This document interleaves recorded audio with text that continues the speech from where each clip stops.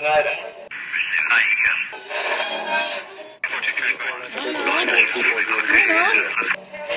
is that you? There, I think I got it.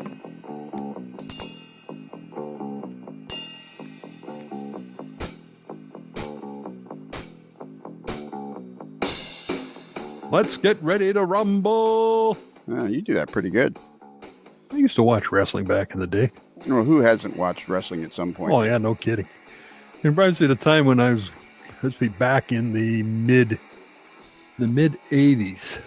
I did a lot of work down in Minneapolis, St. Paul area, and flying back and forth between Toronto and Minneapolis, St. Paul, coming back one night, and on the flight from Detroit to Toronto, I was sitting next to Mean Gene Okerlund. Mean Gene? Mean Gene Okerlund, who for anybody our age would recognize him as the little bald guy who used to host WWF wrestling. Yeah, he was the announcer. And he was one of the announcers or hosts, whatever you want to call it. And he was a very interesting guy. I was, chatting him up a bit. It was a short flight. So, he was flying into Toronto. They're going to do some shows down in Brantford. So, why Brantford? Well, it's a small enough arena. So if you get a decent crowd there, it looks like it's packed. I said, well, that makes sense. And then, going on, talking about this, that, the other thing. And, it's basically admitted they had everything scripted out about 3-4 months in advance. So like when you saw them wrestling for the championship in Brantford, the same show was going on in Cleveland the next night, that type of thing. But what an interesting chat it was with him. I don't believe anything in wrestling is scripted. I think it's all just... It's all genuine real? It's all genuine real. Yeah, excellent. When they're throwing the little people out of the ring, that's real. That's it. That chair over the head, that's real. Yeah. Well, you went to a wrestling event where you got to keep the chair, did you not? Yeah, exactly. We sat right up close to some WW. My son and his buddy, they're big wrestling.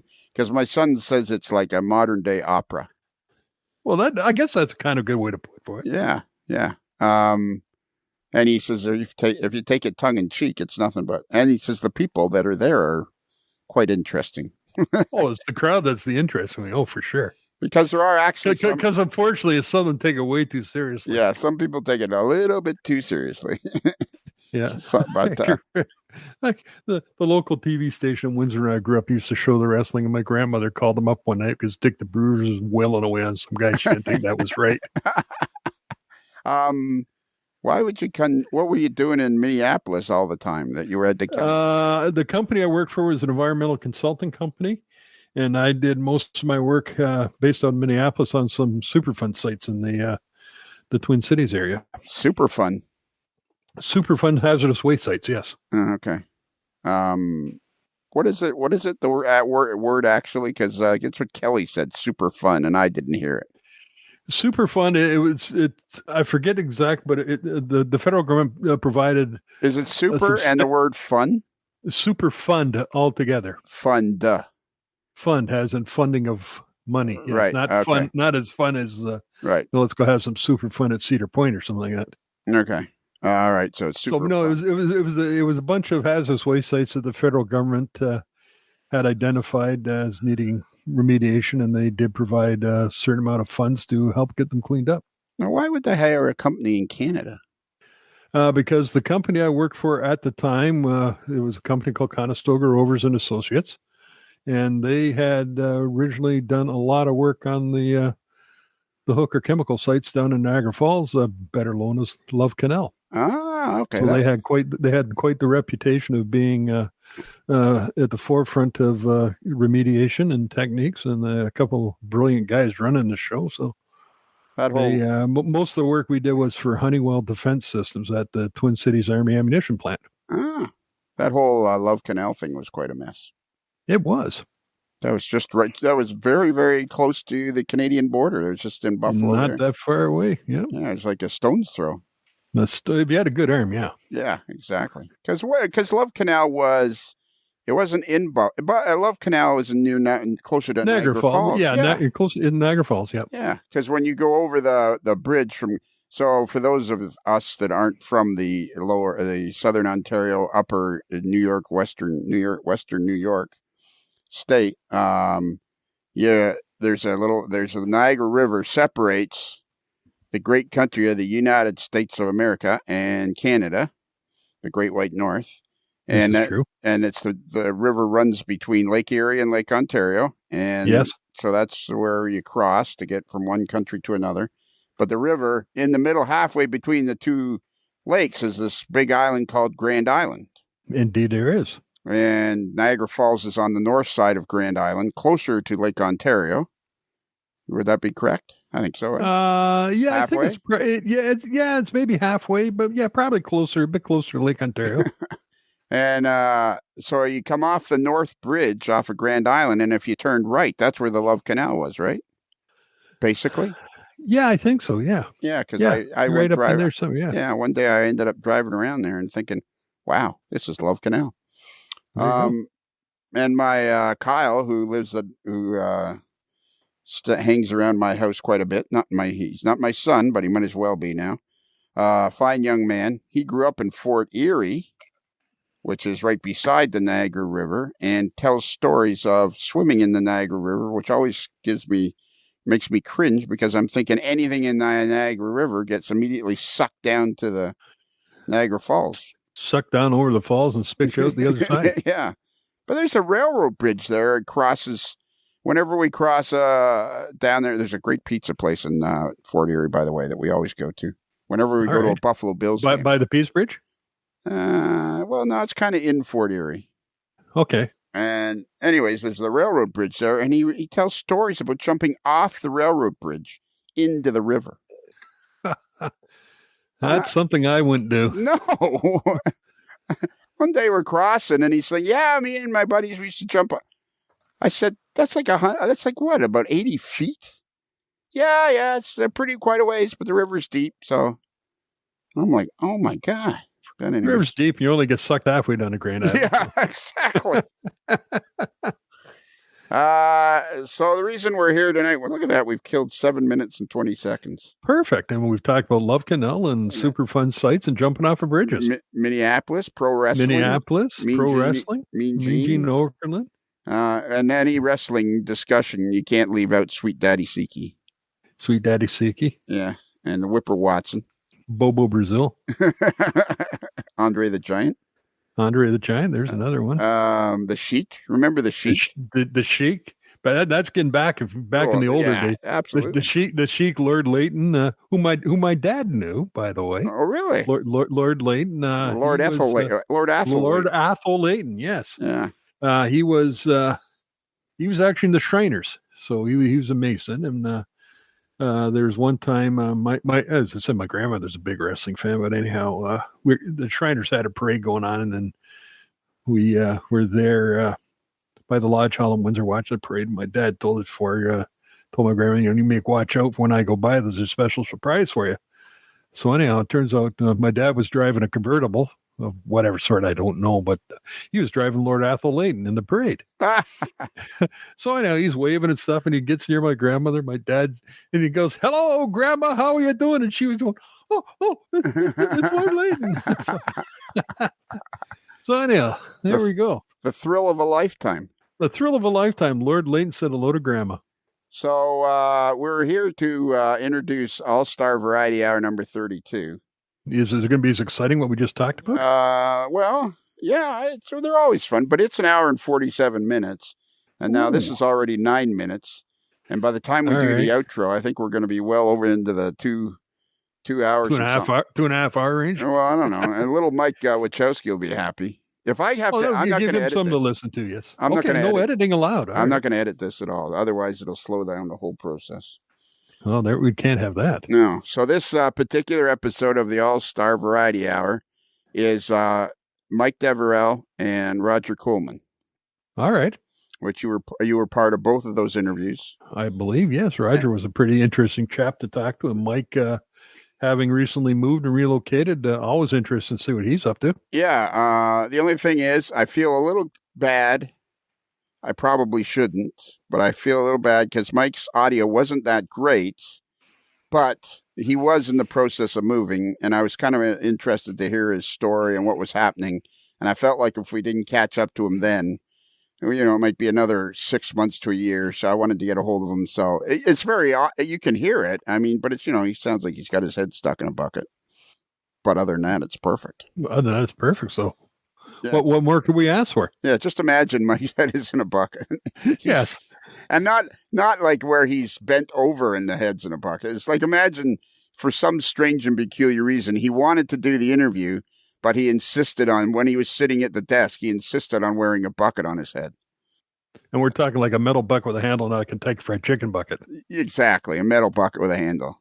Okay. And I'm thinking... Just to clarify, because some folks might be thinking a bucket of chicken. Yeah, that's true. True enough. So we like to be accurate, paint an accurate word picture for our listeners. So I waffled back and forth about which one to put first, because Rodger's interview's a little shorter than Mike's. I waffled back and forth, and Rodger was very interesting. He struggled with his audio, but his was pretty good. He just did his right on his laptop, and it turned out pretty good. But in the meantime, I sent him a headset because I want to get him on about rail fanning.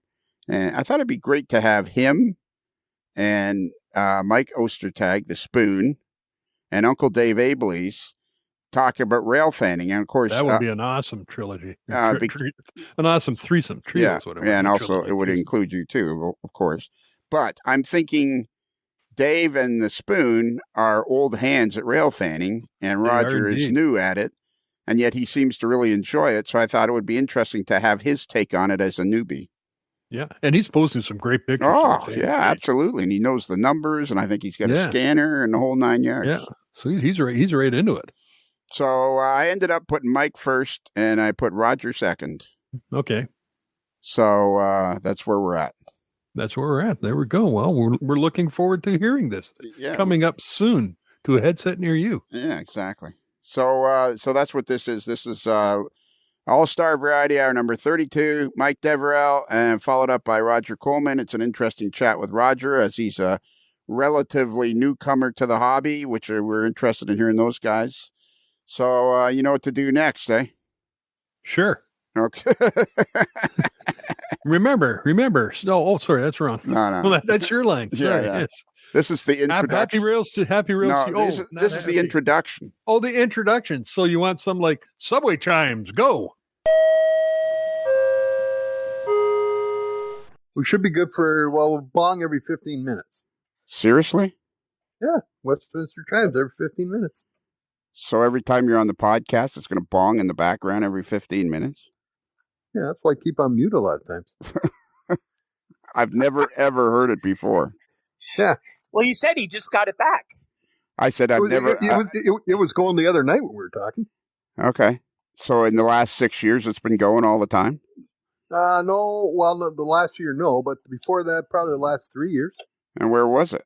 But I was in a different part of the house last time. There you go. Because I was around the corner where there was a wall. Right. So that's why I've never heard it before. Could be. There you go. Perfect. We're off to another exciting start. Another exciting start. Yeah. Thrilling start. Tom, you've been... we're under the pace laps under caution right now. Tom, you look like you've been working... You're feverishly working on something there. I am. I have a couple cars here that I'm putting resistor wheel sets on and making sure they work. All right. Hey, turn your... we'll tell our guest when he comes into the studio to turn his camera off. So that the outside world can't see him. Because we know what he looks like. We do. So remember our buddy Mike Deverell? Yes, Mr. Auto Rotation. Mr. Auto Rotation, that's right. Yeah, exactly. And then you can go on. And for folks that understand that he was a helicopter pilot. Pilot. And auto rotation is one of the key things they learn you when you're flying helicopters. Wasn't he a Marine? I think so. Marine or Army, something like that. I think he was Marine. We'll ask him that when he comes in. We'll ask him that. You want help getting those out of the package, Tom? Or? No, I'm actually closing them up so they don't go stale. What? Popcorn. Popcorn. What? Cheese popcorn? No, just regular butter flavor. Orville Redenbacher? No, it's called Hers. It's a local brand. What's her name? What's her name? Her name is Shirley. Okay. And please stop calling me Shirley. Anyways, Mike Deverell. Oh, he's the guy that became a super fan by getting pulled over by the cops. Exactly. Yes, he is. Yeah, that's right. What super fan number is he, Bruce? You always have that at the tip of your fingers. That's on a different computer. Oh, okay. You have other computers, do you? I do. I have one sit on the desk in my office, all that stuff on it. I want to say, like, because that is where superfan certificates for the next 78 days will be produced. And after that, where will they be They'll produced? be produced at the home of Bob because I'll be retired. Or you don't do it down in the mail Oh room? no, the printing equipment down in the mailroom is like a dot matrix. It's the 8-pin dot matrix. It just sucks. So Number 16. I have to take it out. Number 16. And he had a picture of an officer putting the cuffs on him, so for his superfan picture. And right above that is Tom Jacobs, the Queso Cowboy, Secret Agent 0013. He's getting his presented to him by Ron Kleiss in front of the model railroad shop. And it was probably one of the biggest disappointments of the podcast that I've ever had, is with those pictures, I fuzzed out the two faces, and I thought it was hilarious. Tom never said nothing to me. Well, I got the joke. Well, yeah. I'll do better next time. Okay, yeah. Next time you get superfan, try a little harder, will you? Yeah, I will. I'll do more efforting. Yeah, more efforting next time. Yeah. Number 17 is Bill Brillinger. Number 13, 0013, of course, is Tom Jacobs. Ed Olszewski is 12. The greatest answer of all time. What was it, Bruce, for his superpower? Oh, he had to understand women. Bruce is on mute now. Yes, understanding women. What was the clock bonging? No, I just put myself on mute out of habit. Number 10 is Chris Atkins from Argyle, Texas, home of the Fighting Sox. Anyways, our buddy Mike Deverell, who is superfan number 16, just recently, a few days ago, I was looking on Facebook, and I saw a couple of pictures that I thought, boy, usually his train room looks a lot more organized than that. And then I started to read the posts, and it's like he was moving. And I thought, man, we got to get him on here to find out what the deal is, because he's got it's one of my favorite layouts in all of North America. And now he's moving. Anybody? Comments? Yep. No, I saw that as well. And I'm happy to be here tonight because I have some questions. Excellent. About that whole process. Well, here's my thought. It's what I think he's got to do is get one of those house moving companies in, load up the external building he's got for his railroad, and just trundle it across the country with it. Yeah, we'll find out where he's moving to.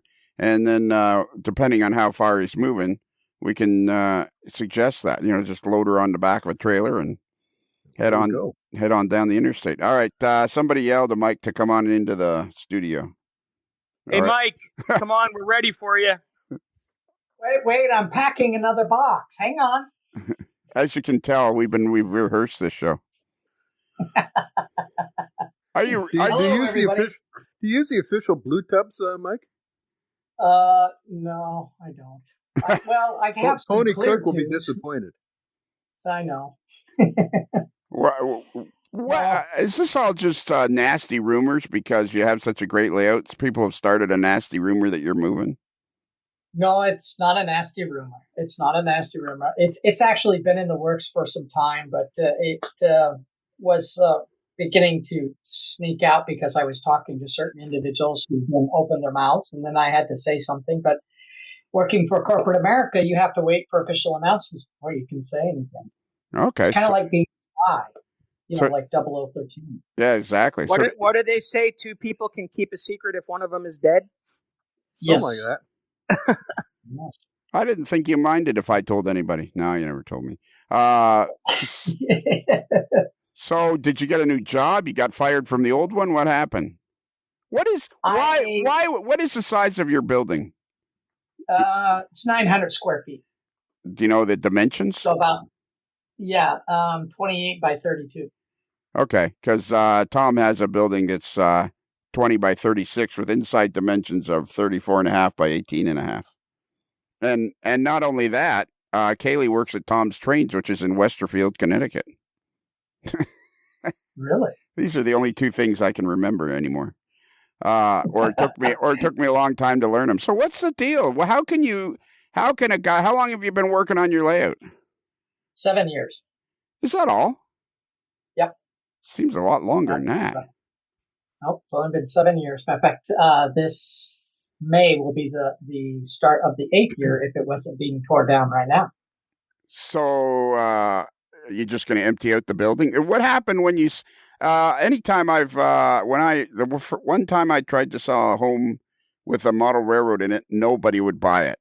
So I had to take the layout out to get anybody to buy the house, because for some reason or other, houses with model train layouts in them seem to scare people off. So, and if they're in a building that they had a plan for, they will do the same thing too. Yeah. So was it hard to sell your house?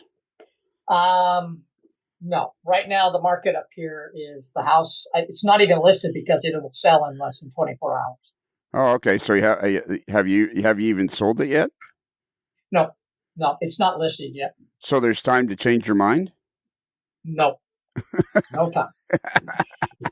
Well, if you haven't even listed it yet, we could talk you out of it tonight.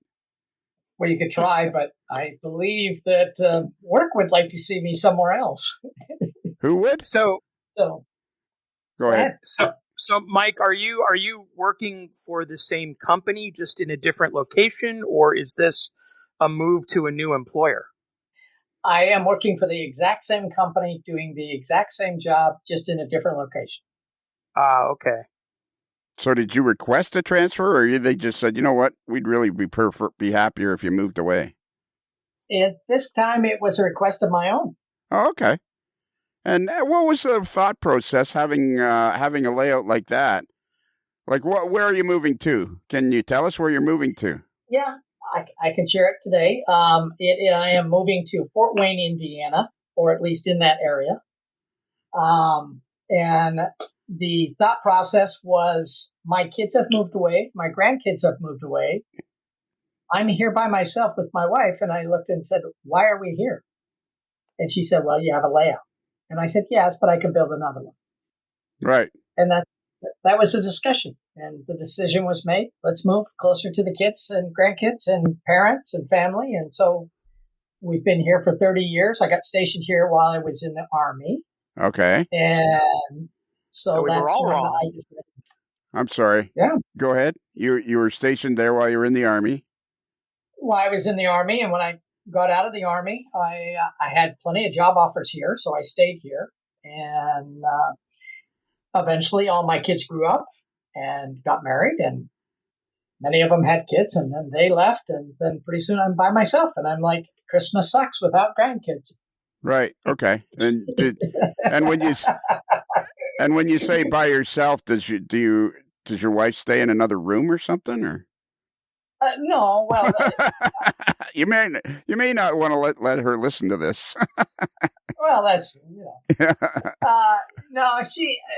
We have spent the last 2 Christmases, just the 2 of us here at the house, and we have lots of family or lots of friends, but of course they're with their family, and so Christmas morning and Thanksgiving, and that gets really tough. I mean, we usually reach out to folks that we know that don't have family as well. We try to have a large get together or something, but the last year or so just was kind of, let's just say it was a little rougher than usual. Okay. All right. So the decision was made to move. So both of your kids ended up in the Fort Wayne, Indiana area, did they? One of my sons is in Fort Wayne. I have another son that's just south of Chris Atkins by about 60 miles. Matter of fact, when I went out to visit him, I went and visited Chris.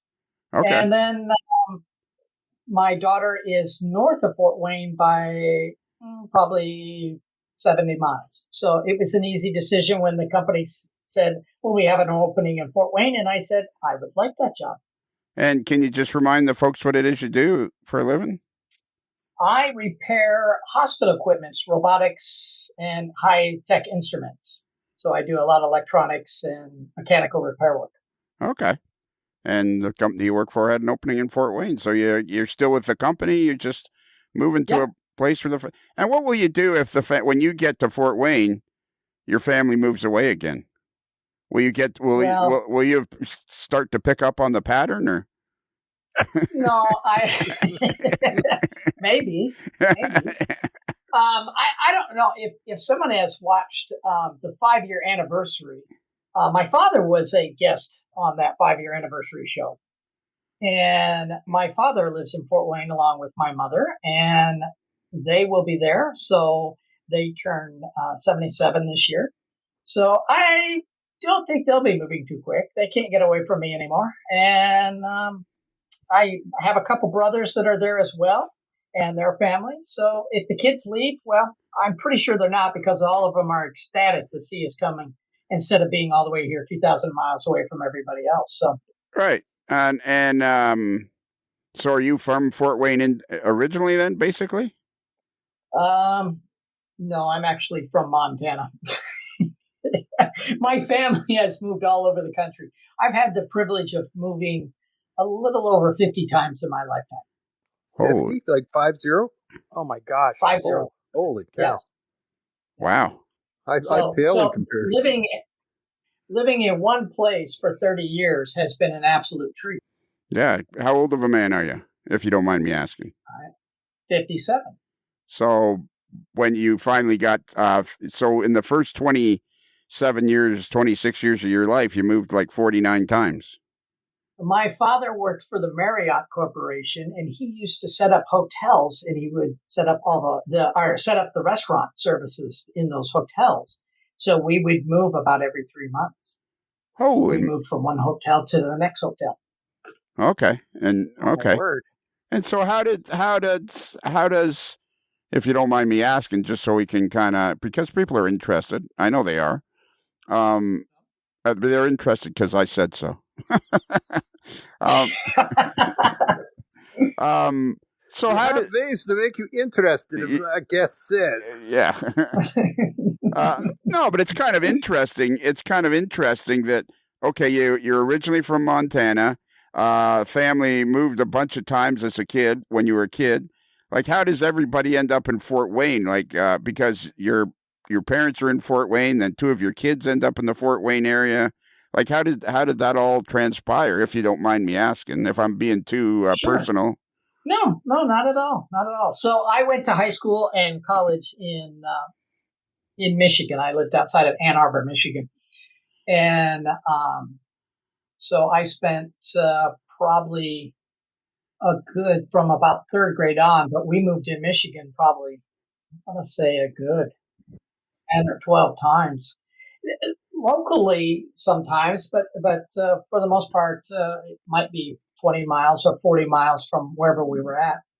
And when I got married, I met my wife after I was in the Army for my first stint as a helicopter pilot. Came back, met my wife, who was also from Michigan, and got married. And then I joined the Army again, and we won off again. So my in-laws, my parents, and my brothers all live in the Michigan, Indiana area. Okay, that's cool. So you're going to be less than a day's drive from my my home in Canada. So, I can come over and stay anytime now. 600 miles from Comstock, I understand, too. Well, perfect. That's doable. That's reason. That's very doable. That's a reason to move, if nothing else. Yeah. And there's a great on Highway 24 that runs east out of Fort Wayne off the 469 bypass. If you take 429 towards Woodburn and Antwerp and Emmett and all these places, it's actually towards Toledo. It's a 4-lane road. It's beautiful. It's flat. It's there's plenty of police with radar along that road. But they have. Have you met any of them? Possibly. On my way to the Indianapolis 500. He's godfather to 3 other kids. Yeah. But about 20 miles east of 469, there's a great Love's truck stop there. So if you're ever, we could meet there. That or at the Indianapolis 500. Yeah, there you go. Boom. And so what do you know of Fort Wayne and so the day comes and it's a pretty easy decision for you because you want to be near your family. So obviously the family takes precedent over a model railroad. Did it bother you at all? I mean, you've got a fairly good start on a really nice layout. So how did you reconcile that in your brain? Well, I would say that this was probably the hardest layout I've ever taken down before in my life. When I made the decision, and as we were going through it, and I started to take it down, and I was going to film it, and it just was too hard. It just was way too hard. This is a layout that I really poured my heart and soul into, and I really did struggle with taking this one down. And so my wife being the absolutely fantastic lady that she is, we were looking at houses, and she's like, now what we typically do when we go to buy a house or look at this, we spend a lot of time evaluating what's our lifestyle, what do we want to do. And the number one thing that always gets put on there is a place to build my layout. So my wife has always made sure that that's the case. This is also probably going to be our retirement home because, as I said earlier, I'm 57 and I'll probably spend the next 10 years here. And so it was a very easy decision to make the move now rather than later because living in the Seattle area is very expensive. And I knew that there was no way we were going to be able to retire and stay here. So that was an easy decision to make that move and to do it now. The hard part was tearing down the layout or tearing it down. So that being the case, my wife has kept me focused on building a new layout. She has always been very in tune to what I'm doing and what's going on and everything. So that's been very helpful. But yeah, this has really been just one of the hardest layouts to take down. Right. And do you already have dreams and plans of what the next one might be? Well, yes and no. So whenever building a large layout, the most important thing to anyone, and Tom can vouch for this, is the crew. It's no large layout has ever been built without help. It's a fact. This is, as much as people like to say I'm a lone wolf modeler, you might be, but if you're going to build a large layout, you're not. You have to be involved with the crew. And so I will be searching for a crew in the Fort Wayne area here before too long after we get there and actually have a house to say, okay, this is where it's at and moving forward with that. But yeah, that'll be a large portion of it. And then I'll make a call out to try and find a crew and see if anybody's interested in working with it. If not, I have two ideas. I was talking to a mutual friend of ours, Mr. Thomas Gazier, and he gave me an idea for a smaller layout that I might build. And if not, then, and I do get a crew, then some of the places that we're looking at would actually have a larger footprint than my current building has. Wow. So that's where we're at. So your plans are hopefully to build another outbuilding and get at it again. Yes, absolutely. Absolutely. So it sounds like you're a pretty prolific builder. Like, if you've only been building that layout so anybody that that's not familiar with it, it's called the Colorado Front Range, and you have a YouTube channel. Yep. That's called the Colorado Front Range. It is. Okay. So anybody that's interested that's not familiar with the layout, you just go to YouTube and type Colorado Front Range, or go to Facebook and type Colorado Front Range, and you can find out all about it. So, I mean, you're pretty prolific. So I guess right now you're hoping that you're just going to build, you're going to kind of pick up where you left off. Well, one of the things I did this time around was I sat down and while this was one of the most difficult layouts to take down, there are some other, as with doing any layout, there are some things you look at and go, okay, I could have done that better. Or things that you go, I really liked how that turned out. And that has been what I've been doing for the last couple months. And I've been kind of evaluating the layout and saying what I want to do next time. I still have all the plans and everything to do the laser cut models that I've been doing in the past.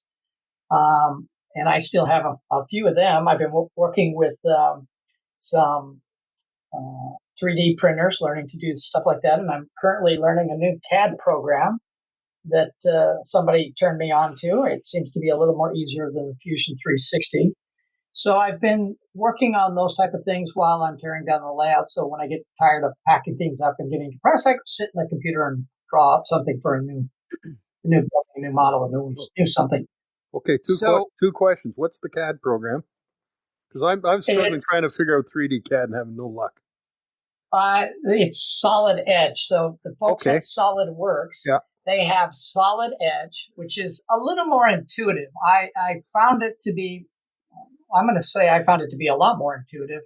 I didn't struggle quite as much as I did with Fusion 360, which I think tries to be everything for everybody. And that's part of the reason why it's a little bit of a challenge. Okay. Question. Okay. Continue on.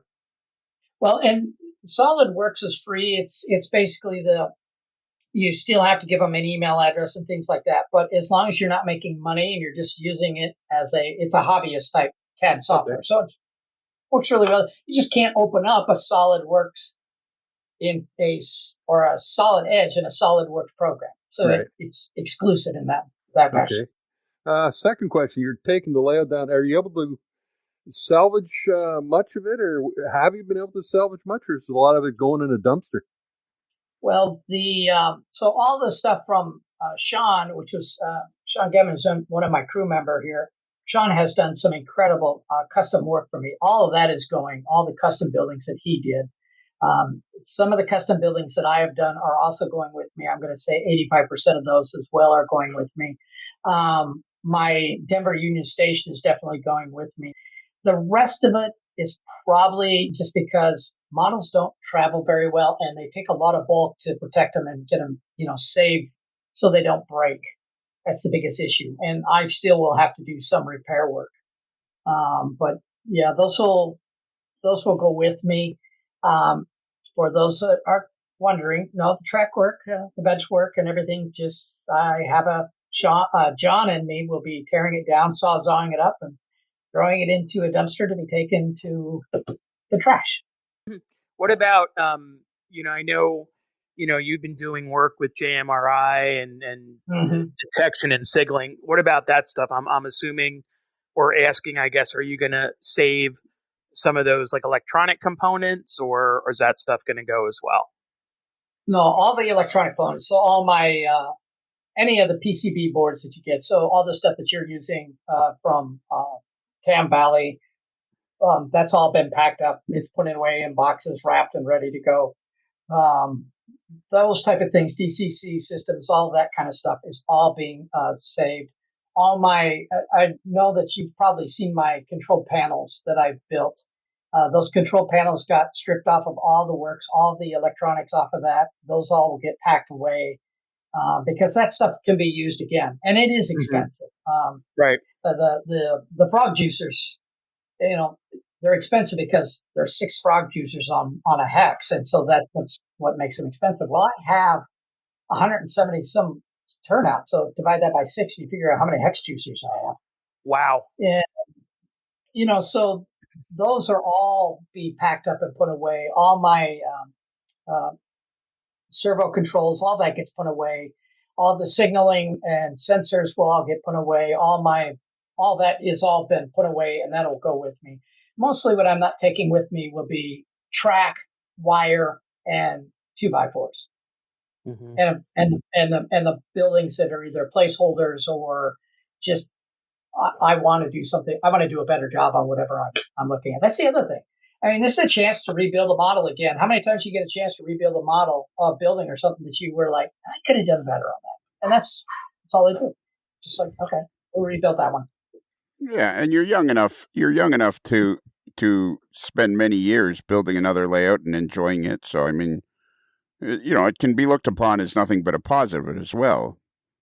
Well, it's a hobby, and the hobby is for folks that I understand that some people are kind of like, oh my gosh, and just like you said, Lionel, gosh, it's a gorgeous layout, and I have to be honest, I thought so too, and that's why it was really hard this time to tear it down. All the backdrop paintings and all the stuff that I did, but in all honesty, I really came to the point of what is it that I can't do? I did it once already, and I don't have to reinvent the wheel here. I've already done it. So like the backdrop paintings, if I want to do that, well, it's just a matter of some paint and brushes and away I go again. So those type of things, I took the attitude of, okay, I can do better. Maybe it'll be something a little different. The models, even the kit models that I got, like there was a bunch of home kit models I did. First of all, I kind of like some of the stuff that I've seen with the new, what's the new interiors that are being lit up that they're putting in houses and things like that? Roomettes. Roomettes.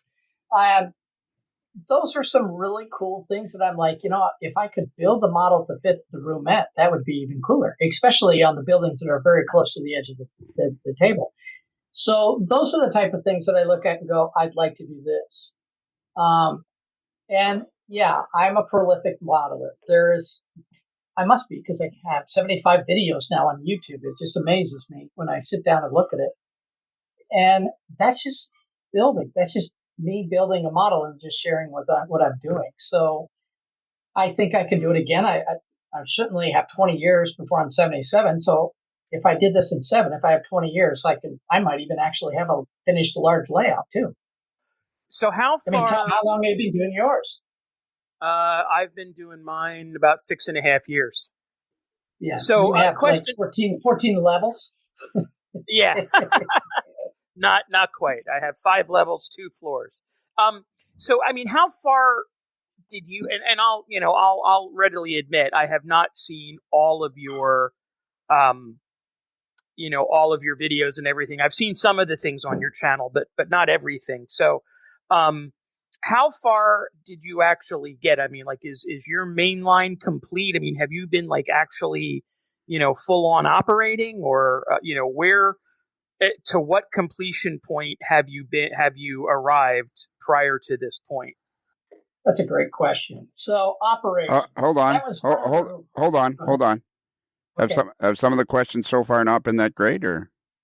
Well, what was my name? No, no, they've all been good. Oh, okay. I think this is an interesting question, because a lot of people think that when you're busy building a model railroad, oftentimes you're working on operations at the same time. To be fair, with a crew of 2, operations had always been planned, but it's really hard to operate the layout when there's only 3 of you. Just right. being fair. And that, Tom, dealing with something as large as you had. The main line was finished. I would say that Longmont was 85% finished. Some of the areas between the towns were finished. Denver was where I was working when the decision was made. I had the UP freight house was just about finished. Several of the viaduct overpasses over the yard were just about done and ready for the yard to be scenic and put into place. And then this kaboom has occurred. So we could run them around with no problem. Sensors were in. We could tell where a train was at. All the closed circuit cameras were in. No lighting system was done yet. So that was not done. But those, for the most part, that much of the scenery and the sensors were all in. Doing the signals, once you have the sensors in, I think you would admit, becomes a little more easier if you have sensors functioning and working. Oh, yeah, absolutely. So, absolutely. How much time do you figure you spend on the layout during you got an awful lot done in 7 years. It's funny, isn't it? I'm interested in everybody's opinion. Let's work the room on this question. It's funny how some people are, prolific and they get a lot of stuff done, and other people, it takes some years to do not much at all, and other people are somewhere in between those 2 ranges. It's like, it's funny how that's, I would put myself somewhere in the middle. I'm not particularly fast, but, I get something done. So I wonder why that is. It's one of life's questions, I guess. Did you have a secret, Mike, for, or are you just so enthusiastic about the hobby that you just kept plugging away because it was what you loved to do? Well, certainly being enthusiastic about it helps a lot, because, and I think I did a video probably about 6 months ago that at times you do run into that. Just everything seems like a challenge, and you need to take a break. But one of the things that I've often done is whenever I'm home, I make sure that I try to spend at least 20 minutes out in the layout room. And that 20 minutes, maybe just 20 minutes of cleaning while I'm trying to figure out what to do next. or it might be 20 minutes of, working on a sensor or rewiring something. And oftentimes what I found out was when I started making, do 20 minutes every day, pretty soon I found myself out there for an hour. And it was much more easier for me to get an hour's worth of work because I was already used to the opera just doing 20 minutes. The other thing that helps, and, as I said, all my kids are grown up, so it's just me and my wife. So come Saturday, because I do a lot of traveling around when I'm doing my job, driving from hospital to hospital and fixing things. You find out when you get home, you're like, I don't want to go anywhere on Saturday. And so Saturday, pretty much I would, for the most part, would say out of a month, probably 3 of the 4 Saturdays during the month, I would spend 5 to 8 hours out in the layout, and I just work. And when I had the crew out here on a regular basis, that's 3 guys times that 8 hours. So that makes a huge difference. Yeah, I mean, I agree with Mike. It really is about this idea of deliberate practice and, like, using your time deliberately. And I've really been in a groove the past several weeks where, with the signaling and the detection and all that stuff, I've really been fired up around all of that. So I have been really, I've been diligent about making sure that I at least get that hour in every night, of doing something, even if it's, sitting in front of the computer, watching a video and gluing resistors on wheel sets. It's every little thing can it compounds over time. So I totally agree with Mike. And what you said about, having that dedicated, 7-8 hour time. And then when you have other guys there, it's like a multiplier. I've seen that. I've experienced that same thing when we have a Sunday work session. When I have, a lot of times it's just Val and I, and we're each working on our own thing. But a couple weeks ago, we had 3 guys here, and actually we had 4 guys, and we leveled bench work on the whole upper level. And when you have, there's things you can only do when you can only do them when you've got 3 or 4 guys here, so, it is, you do what you can when you can, but, you really have, if you're going to accomplish anything at scale, you've got to have a certain level of discipline to be doing something all the time. Right. So, yeah, that seems to be a common thread that I've heard through the generations, almost through the decades, is that 15 minutes a day theme. Seems to be, actually, I was saying to myself a few months ago, I seem to do that with the podcast. Like some days almost every day, I'll at least work on it for 15, 20 minutes, which is how I manage to keep up with it. Yeah, that's what Neil Erickson is doing right now as well. He's doing pushing his 15 or 10 minutes a day, whatever, building a layout thing. Oh, is that YouTube thing still going, or? I'm not sure. I haven't seen for a while, but I know he's pushing it there for quite regularly for a few weeks or so. Okay, well, yeah. So, and I heard Paul Doko say that years ago too about the 15 minutes a day, and Marty McGurk has said it. And I think that's and like you say, Mike, can I call you Mike? Like you say, Mike, or Steve. You're Steve. What happens is that 15 minutes starts to morph into an hour, and it's the repetition, and you have to be disciplined at the start. It's like, yeah, if all you do is clean up your desk in that 15 minutes, well, that's something that you've done, and you go out the next day and the desk is already clean, so then you do something else. Boy, it is so important. And I think the other thing is, and I'll be the first to admit, I think John and Sean would agree, I'm a messy worker. When I work, I want things by me, near me, close to me. But when I finish that job, there's a mess there. And cleaning that up encourages me to go start the next one.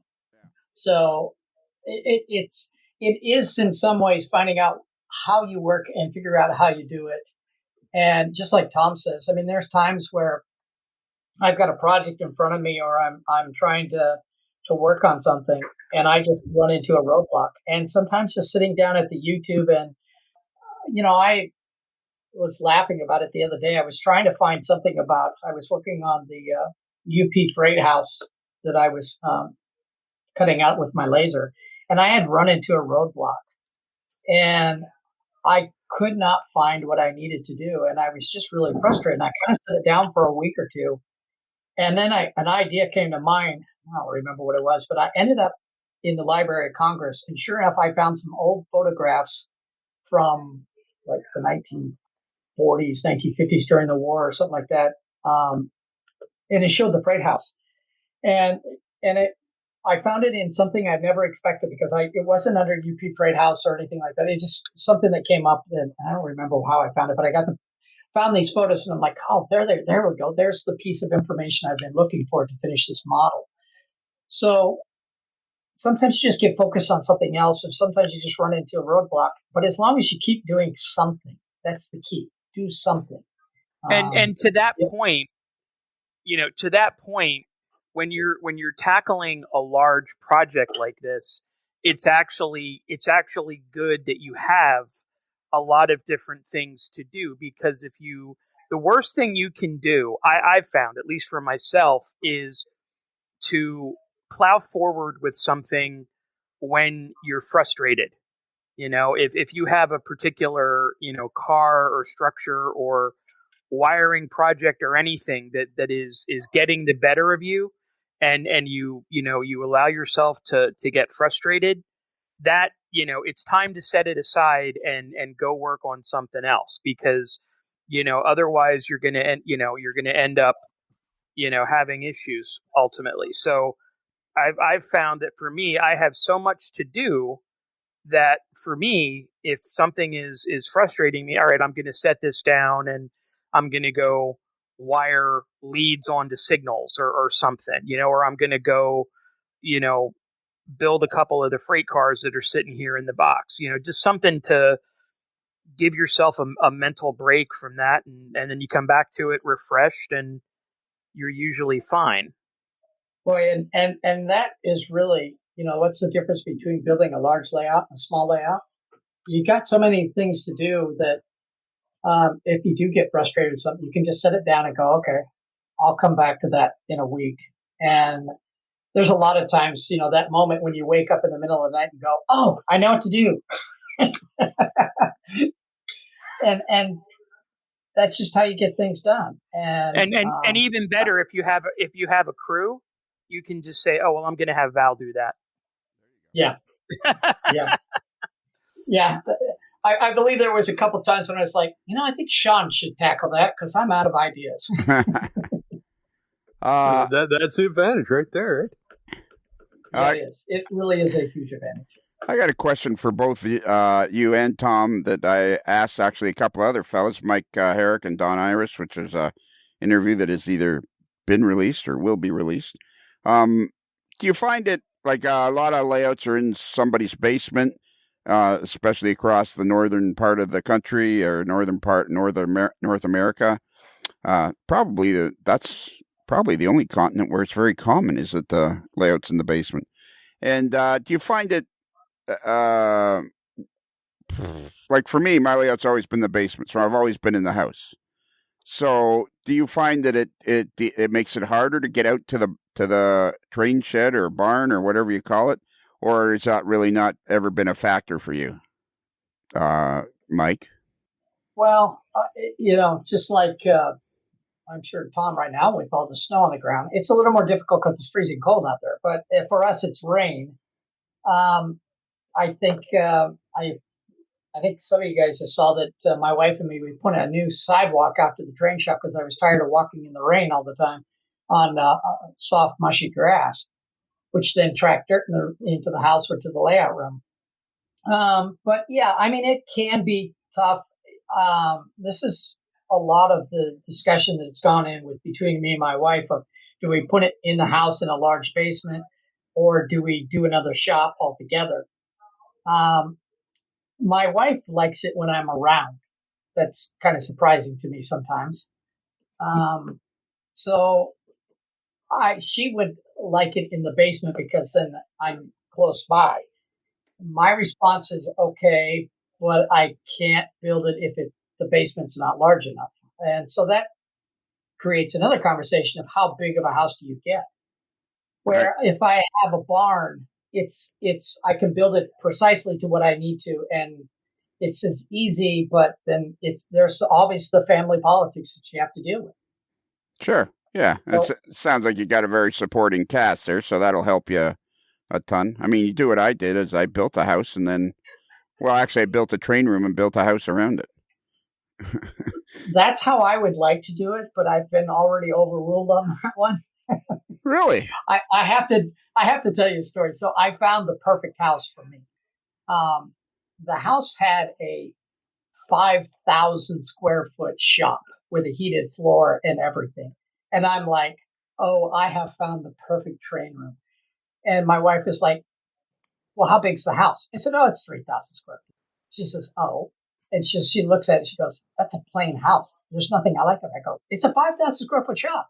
You could tear down the entire house. We'll live in the shop and you can build whatever you want to. I don't care.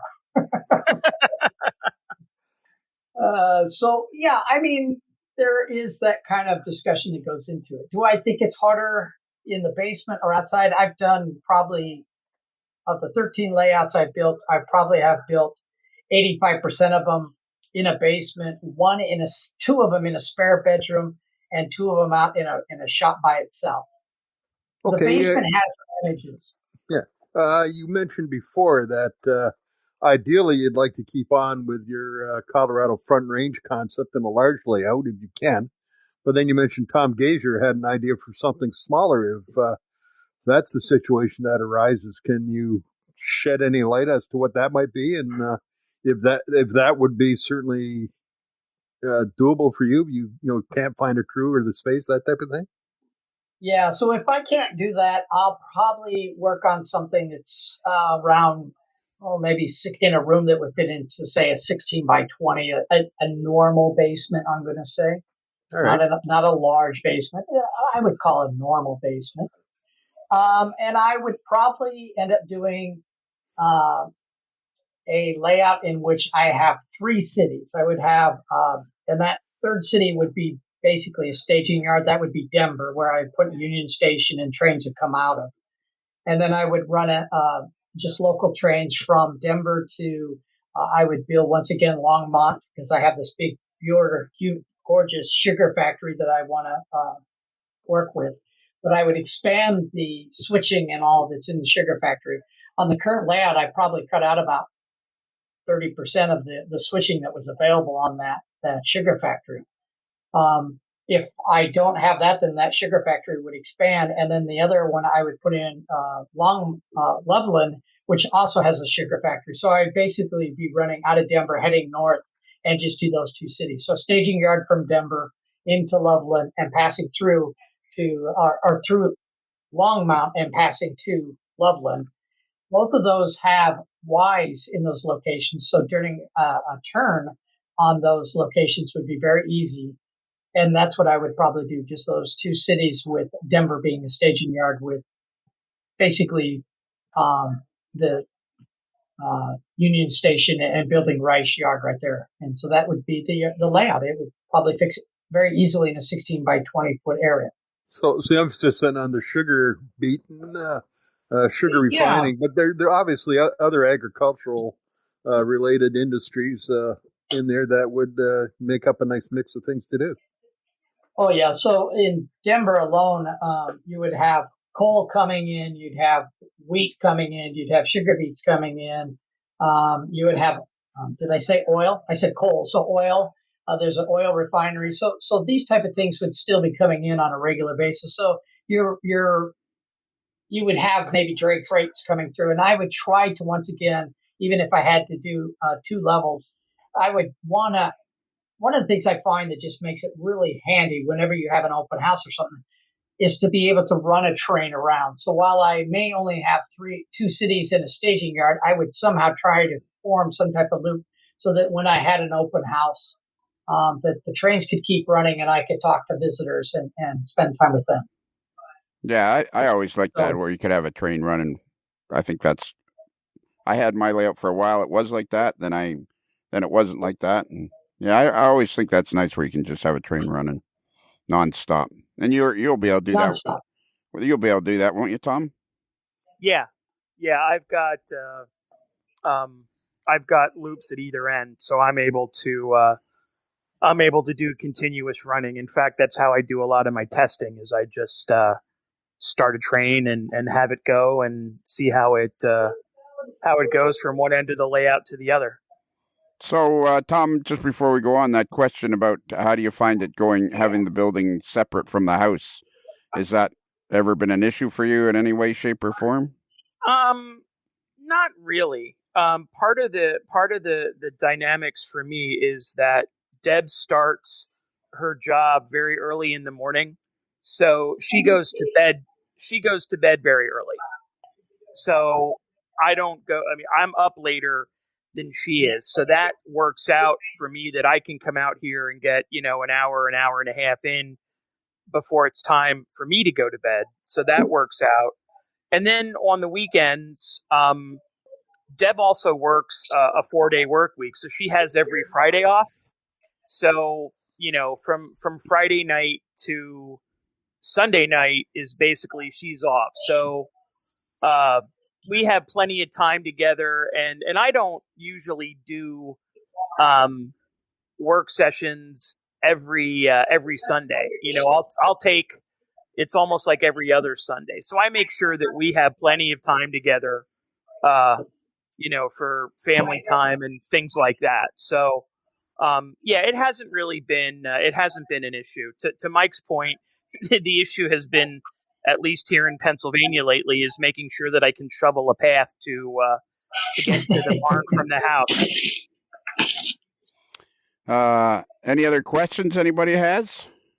Oh, what do you think? What's the model? I think the model railroading scene in Fort Wayne is pretty active, isn't it? It is. I've actually been in contact with some folks there, and they are going to help me get hooked up with some people.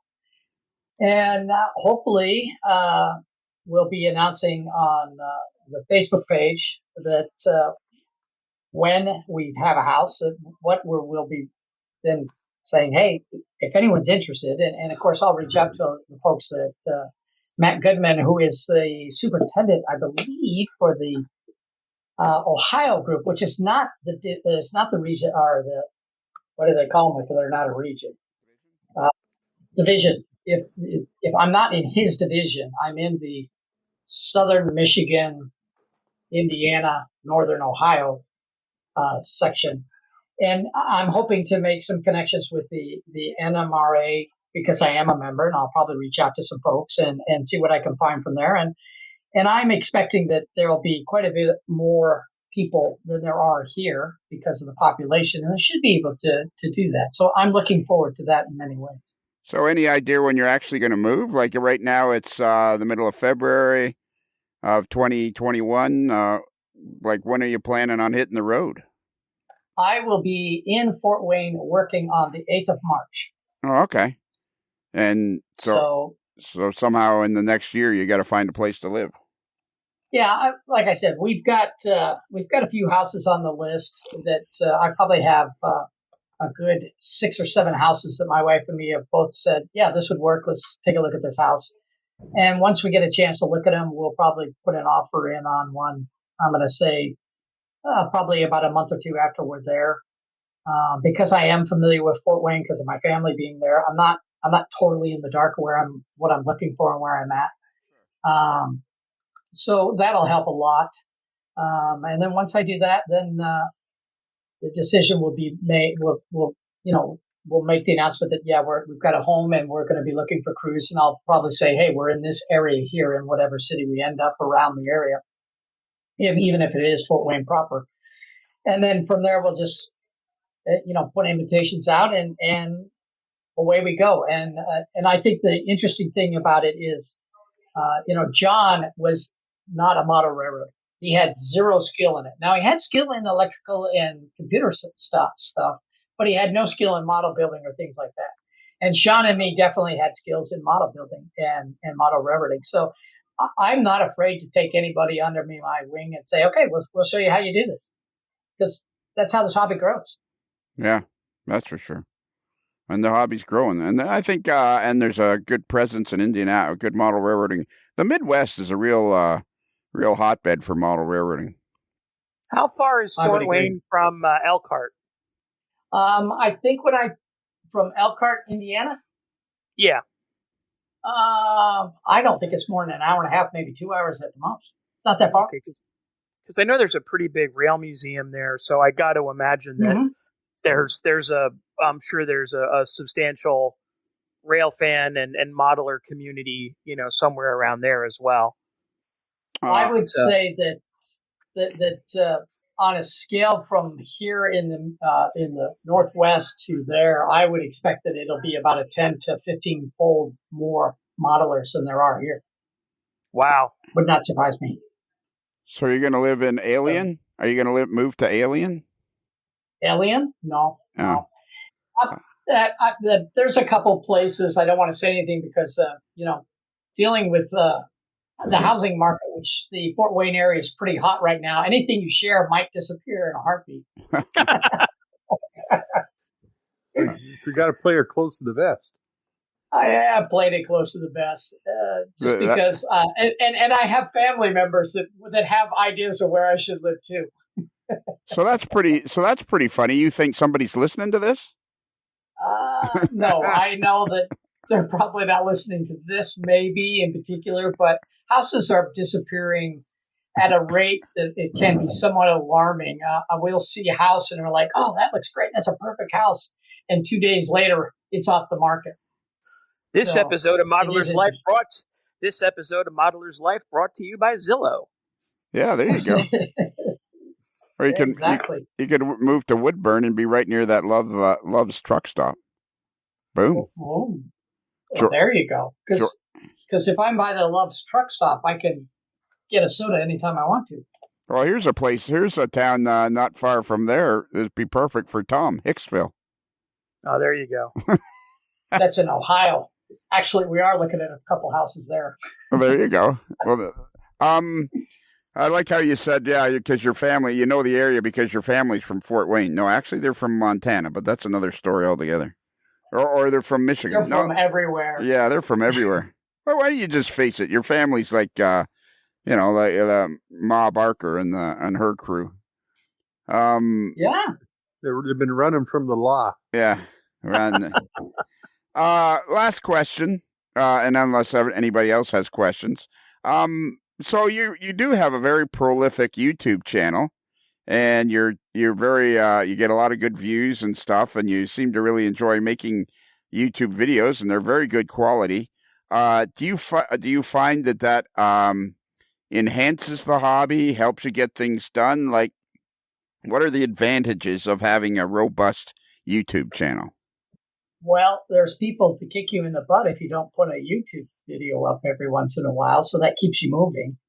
I think that, and also just being encouraged by certain people, and I don't mean certain people as in anyone in particular, but just certain people commenting. Those comments that people make on there are oftentimes very encouraging to me to keep moving forward and keep modeling or doing better. I think that's another way of looking at it. I do find that is quite motivating for me. I always chuckle a little bit at people like, well, you should do a script. And I'm like, do you realize how many hours I spend working on this railroad and everything else? If I were to write a script, could you imagine, Lionel, you writing a script for this podcast? This is all scripted. We usually we spend hours and hours going over scripts. Like I'm not sure where you're getting the idea that we don't. Yeah, exactly. That is disturbing right there. That's We've been rehearsing this for days, Mike. Yeah. We have exactly. We bring Kelly in and he plays your part. And I must admit you do it much better than he does. Yeah. Speaking of which, so that's one of the things of the new world. you actually have people that see your layout because you do these YouTube videos, which people appreciate, leave positive comments, and then that encourages you to keep going. So that's one way to get yourself motivated, is to keep these YouTube videos going. Yeah, I think, I know you talked to Ron Trains and things. I know that is probably something that keeps him motivated to keep working on his layout as well, is the fact that he's doing videos. And I know he's been redoing his helix, which I'm sure is motivating for him to have people watching it. And then I need to keep moving on this. I can't just let it sit and stagnate. I know that Andy Dorsch does the same thing too. I know Andy is. He's left comments every once in a while. He's quite excited when I make a comment on his thing, and I think that just encourages one another to keep moving forward. So yeah, I do. I really do think that that's one way to keep moving. Plus, it shares the hobby. I am of the same mind as you, Lionel, that this hobby is not in any way or shape shrinking and dying, but I rather would argue that it's growing. Yeah, it is, because of just like what you say. I highly recommend everybody take a visit to Mike's YouTube channel, Colorado Front Range, because they're all high quality videos, and it's obviously something you enjoy doing, and it really adds to the hobby. And you're right, Ron's Trains and Things, Ron Marsh over there, the official videographer of the AML network. He's got a ton of videos, and he, like you say, it keeps him motivated to keep going again. Maybe you should move to Churubusco. Churubusco. It's more fun having you pronounce names. Yeah, exactly. Are you going to take up basketball? Indiana is the birthplace of, it's the Hoosier state. I had an old high school friend ask me if I could recite the history of the Hoosiers now that I'm a Hoosier. Yeah, there you go. And I said, well, first I have to get there before I become a Hoosier. But yeah, it's a possibility. I know that my brother Joe is a diehard Hoosier fan, so it should be an interesting conversation, as my dad is a Michigan State fan, my brother is a Hoosier fan, and I am, for lack of anything else, I happen to be a State fan too, and my brother Tim is a University of Michigan fan. So that should create some interesting conversations as basketball season returns. So it sounds like it's just a win-win all the way around. You and your wife are going to reconnect with your family and be able to enjoy life more, which will probably add to the motivation. You'll enjoy working on your layout because you enjoy your general day-to-day life. So it sounds like it's all a positive. It will be a win-win. As hard as it is to take down the layout, it will be a win-win in the long run. How about moving to Hessen Castle? I'm going to have to walk on the map to see where these places are at. That's at the corner of 469 and Highway 27. Oh, and in case you're wondering, there's a Flying J Travel Center at the corner of Highway 30 and 469. If you're looking for gas or a sandwich or something. Is that by the toll road too? Yeah, is 469 a toll road? I don't know. I'm trying to think which one is a toll road out there. I don't know. All I know is a toll road. All I know is on Highway 24 between Toledo and Fort Wayne, there are a few officers of the law doing a fine job, doing what's needed to be done, protecting the public and looking after everyone's safety. There's a couple of fine. I would like to avoid running into him. I know that's how I made superfan status, but it's not my goal in life to do that. Hey, if you're looking for a new car, you can go to Skyteman's Chevrolet in Paulding, which is looks like it's about 60 miles east of Fort Wayne. Ooh. That might be a possibility. Isn't Rick's Products from Fort Wayne, Indiana? He's from Evansville, I think. Okay. Yes, I think that's correct. Which is right in the southern portion of Indiana. You know what we got to do play right now in the podcast, Tom, don't you? What is it that Jim Neighbors always used to say? Was it back home again? Back home again in Indiana. Back home again in Indiana. Back home again in Indiana. It seems that I can see still a candlelight, still shining bright through sycamores for me. Where the new mown hay sends all its fragrance over the fields I used to roam. I dream about moonlight on the Wabash. Any more questions, boys, or we got her covered?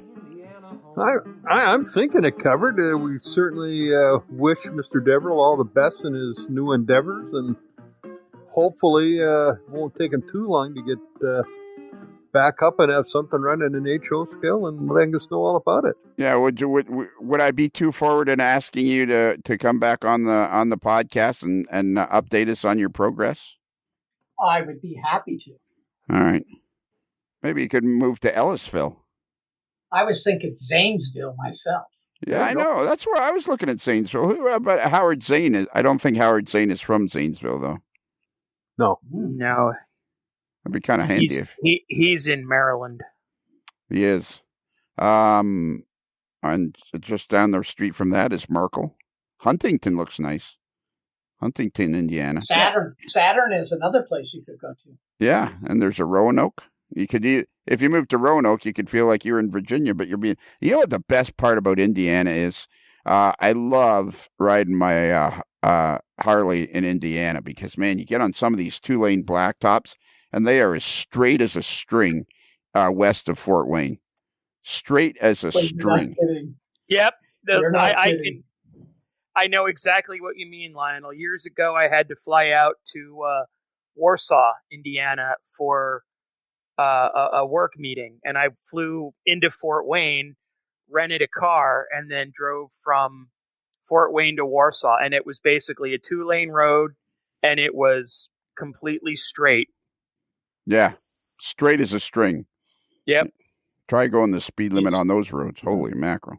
But I'll tell you the best thing about acres of cornfield blowing by at 110 miles an hour. I know, just beautiful. It's beautiful though. It's you get it on the right weather and the right day. It's just like it's like a postcard. Nice thing about the Fort Wayne airport too is when you get off the plane, they greet you and give you a cookie. Wow. What kind of cookie? I haven't done that. A chocolate chip, I'm pretty sure. So how big of an area? I'll have to fly in. How big of an area will you have to cover? What will your territory be for fixing robotics in hospitals? Well, the area I'll probably be working mostly in Fort Wayne, but I'll get down to Indianapolis and probably over to Dayton a little bit and places like that. But for the most part, it'll be and also southern Michigan. So I reach quite a distance. Probably you can figure from Fort Wayne, reach out about 100, 150 miles across any direction. Okay. One other thing I wanted to say. We were talking about prolific modelers, some people that get a lot done, some people that don't get hardly anything done, and then there's the people in the middle that are somewhere in the middle of that. And then, of course, standing in a field all by himself is Adam Pinellas. I mean, that boy's a one-man wrecking crew. Now, that guy gets everything done. Yeah, and just for Mr. Deverell's edification, I've been working the Google and the Internet machine. And according to what I can find on the NMRA website, you would be residing within Division 3 of the North Central region of the NMRA. If you're right in Fort Wayne. If you hop across the border, you're going to be your Division 1 or Division 3, depending where you are. If you drop to the southeast a bit, then you get down into the one below it, which would be the Mid Central. There we go. So it should be exciting. And the metropolitan population is 419,000. It's the 122nd largest city in the United States. Anything else? Anything else you need to know? Is it sunny? Because I'm really tired of the rain here in the Northwest. Yeah. It's very sunny, except at night when it's not so sunny. Here's one thing I want to say to you. This is I try to give everybody one line they can't cross. I don't want you to move into Fort Wayne so you can be near your family and then say to me one day in the summer, "Man, it's so hot I can barely stand it." Like, then don't move. Yeah, it's a little late for that. And I was going to say, That's I seem to remember Michigan being 90 and 90 degrees at 90% humidity. yeah. that's a little hot and humid at times. That's why they invented air conditioning. In the 1830s, construction of the Wabash and Erie Canal in Fort Wayne earned Fort Wayne the nickname of the Summit City because it was the highest point above sea level along the entire canal route. Ah, well, there you go. There, look at there. Yeah. Anyway, So I won't have to worry about flooding while I'm there. no, you won't. You want to take a stab at who the mayor is? No clue. No, that's wrong. His name is Thomas Henry. He's an American. No clue. Yeah. No, He's an American. he's the ex-mayor. Yeah. He's 69 years old, and his birthday's November 8th. So maybe you want to send him a card then and get in good with him. It never hurts. It never hurts to suck up to the mayor of a new city. That's a very wise piece of advice right there. All right, that's it. I think we got her done, boys. Hit it. Subway chimes, go!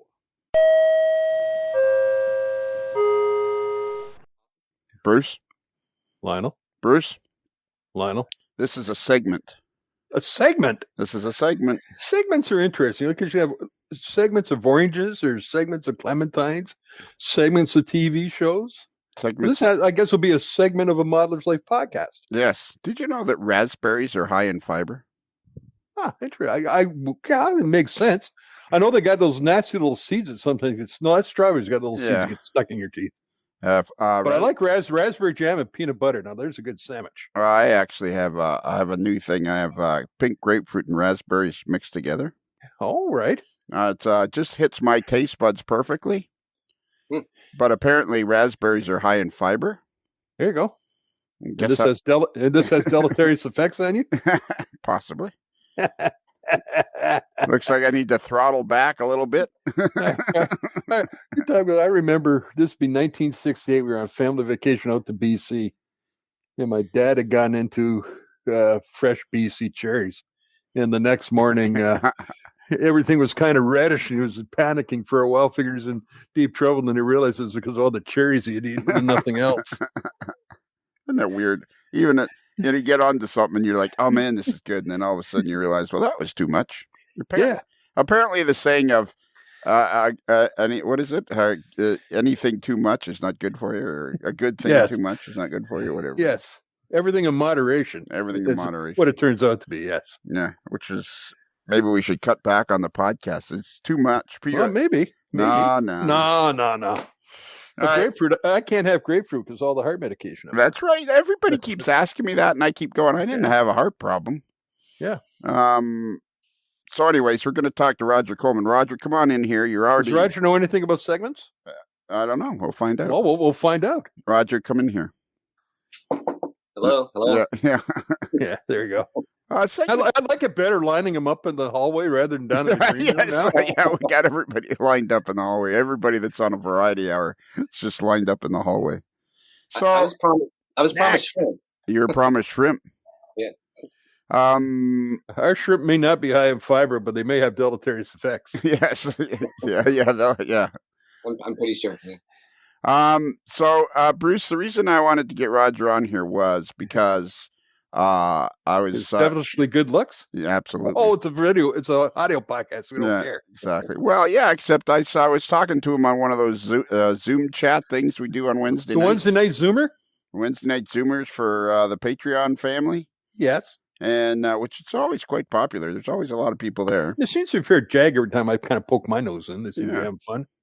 And Rodger was speaking up and everything, and his audio was pretty good. And I thought, hey, you know what? I think Rodger typifies what we talk about on the AML and the new social media because he's only been in the hobby for a couple of years, right, Rodger?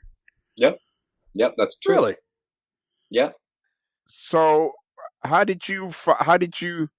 do you mind if I ask you how old of a gentleman you are, Rodger? I believe I'm 57. I stopped keeping track after a while. I think it's 57. How are you at math? Born in 63. You mathematicians out there can do the math. All right. Yeah, okay. I got bad news for you, Rodger. You're 87. Oh, no wonder I feel the way I do. Yeah. Well, you look good for your age. Yeah. Thank you very much. Thank you. So you're 57, but you literally, you were telling me you got in the hobby like 2 years ago. Yes. And how did that happen? Well, okay, I'll give the abbreviated story. I was thinking about how I was going to answer that question. I blame YouTube. Wait a minute. How do you know? How did you know I was going to ask that question? I couldn't understand why on earth you wanted to talk to me, honestly. So I was just guessing. I don't know. Well, coincidentally, I don't understand why on earth anybody's listening to us. So there you go. It's a perfect match. Yeah. Well, there we go. Yeah, we're having fun now. I blame YouTube. In a word, I blame YouTube. I was in my studio. So I grew up around trains. I grew up in the Northeast. I rode trains. I rode Amtrak. I rode those quaint little trolleys in Boston, which are terrible if you want to depend on transportation to get to work and stuff, but they're very neat looking and stuff. But I was in my studio. I was messing around. I'm feeling kind of alienated from music. I'm nominally a musician, and so I'm messing around in my studio, and I have YouTube on, and it suggests that railway channel. Do you know that channel where it's like a cab view of these trains running through, mostly in Europe, like Norway, Siberia, Switzerland, places like that? So I clicked on it, and I found it entrancing. And so I clicked on some more, and I clicked on some more, and YouTube's algorithm said, "Oh, you like trains? Well, how about this? How about model trains? How about this Lionel Strang Modeler's Life podcast? What do you think of this?" And well, the rest is history. And the CSX Brewston subdivision runs right down the bottom of the hill where I live, not even a mile away.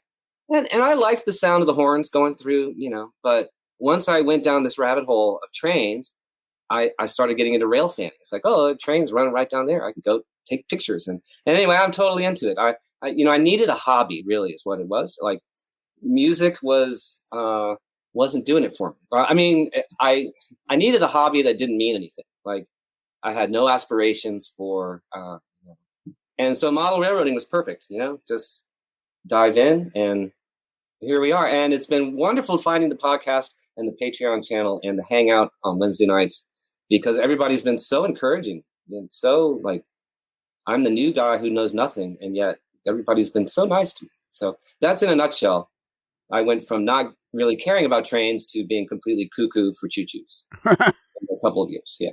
So that's what I remember. I remember when you first started posting on the fans, you said you were new here and blah, blah, blah. And then I saw you on the Patreon chat, and, you were like being quiet and everything. And I'm thinking, but then you and I got talking there on one night on the chat, and you spoke up and everything. And then your story is really cool, because it's really exactly what I've been saying, is that social media is going to make this hobby grow like crazy, because it brought you to us. Yes. And it was something it's not the usual origin story where, there was no Lionel train set around the Christmas tree in my house, that we didn't have the money for that. And in fact, I remember I was maybe 7 or 8 years old, and my dad worked in the chemical industry, and he'd been given, these little tank cars and box cars with like Dow chemicals on the side. And so one Christmas he gave me like a handful of these box cars and, a little bit of money. And I thought, I'm going to go to the hobby store. I'm going to build a train set. And, $25 even in 1979 or whatever didn't go very far. No. So I kind of just lost interest in the hobby pretty quickly because of that. So you were exposed to it younger, but then you just, right away but then you find it on you. So what is that channel? I was kind of looking for that channel, but is it got a specific name, that channel you talk about? I think it's called Railway, all one word, Railway. Okay. Is that the one they have like 7 hours of riding the cab up through the? Yes. Yeah. I've seen some of those. Well, if you got a bunch of time to kill, they're interesting. Well, okay. Now, one of my bugaboos on the podcast is if we're going to give people out information, we got to give them the right stuff. So it's like I typed railway into YouTube, and all I'm getting is the world's extreme documentary on railway megastructures, world's most beautiful railroad. Like, I'm not getting anything that says cab views. Oh, well, I'm probably misleading you. You probably are, and you can't do that on a Modeler's Life. We don't do that here. I need to have my facts straight. Yeah, exactly. Well, I did see a guy, Factory Direct Hobbies, and it's a guy showing people how to get started in model railroading. I've never heard of that. There is so much stuff on YouTube. It's like overwhelming. It is. It's called Railway. Capital RAIL, capital WAY. Really? It's a live stream right now. Oh, okay. I see the live stream, and that's it, is it? Yeah, they're live streams, and then they save them. So if you want to go back and okay, but the railway, the live stream that's a live chat. It's called Rail Cowgirl. What? Bruce, can you try to find it? Because I'm having no luck. I'm efforting. Okay, continue to effort. I'm seeing blasting down bad double track on the ND and W railway, Mommy and Western, but that's nothing. Like is there a way to share a link? No, we don't. It's audio. Nobody can see your link. But I could send it to you all, y'all. Y'all. You can send it to us, y'all. Here we go. Okay, he's sending it to us now, which is really bad audio because it's boring. All right, keep talking, Rodger. You got to keep talking. All right. So where do you live now? Where do you live now? I live in just outside of Nashville, Tennessee. Okay, and are you Garth Brooks? I am not. I thought he was Canadian. Isn't he Canadian? I can see. Now you have your camera on. I see a train running in the background. Yeah. As you're chugging beer. Yeah.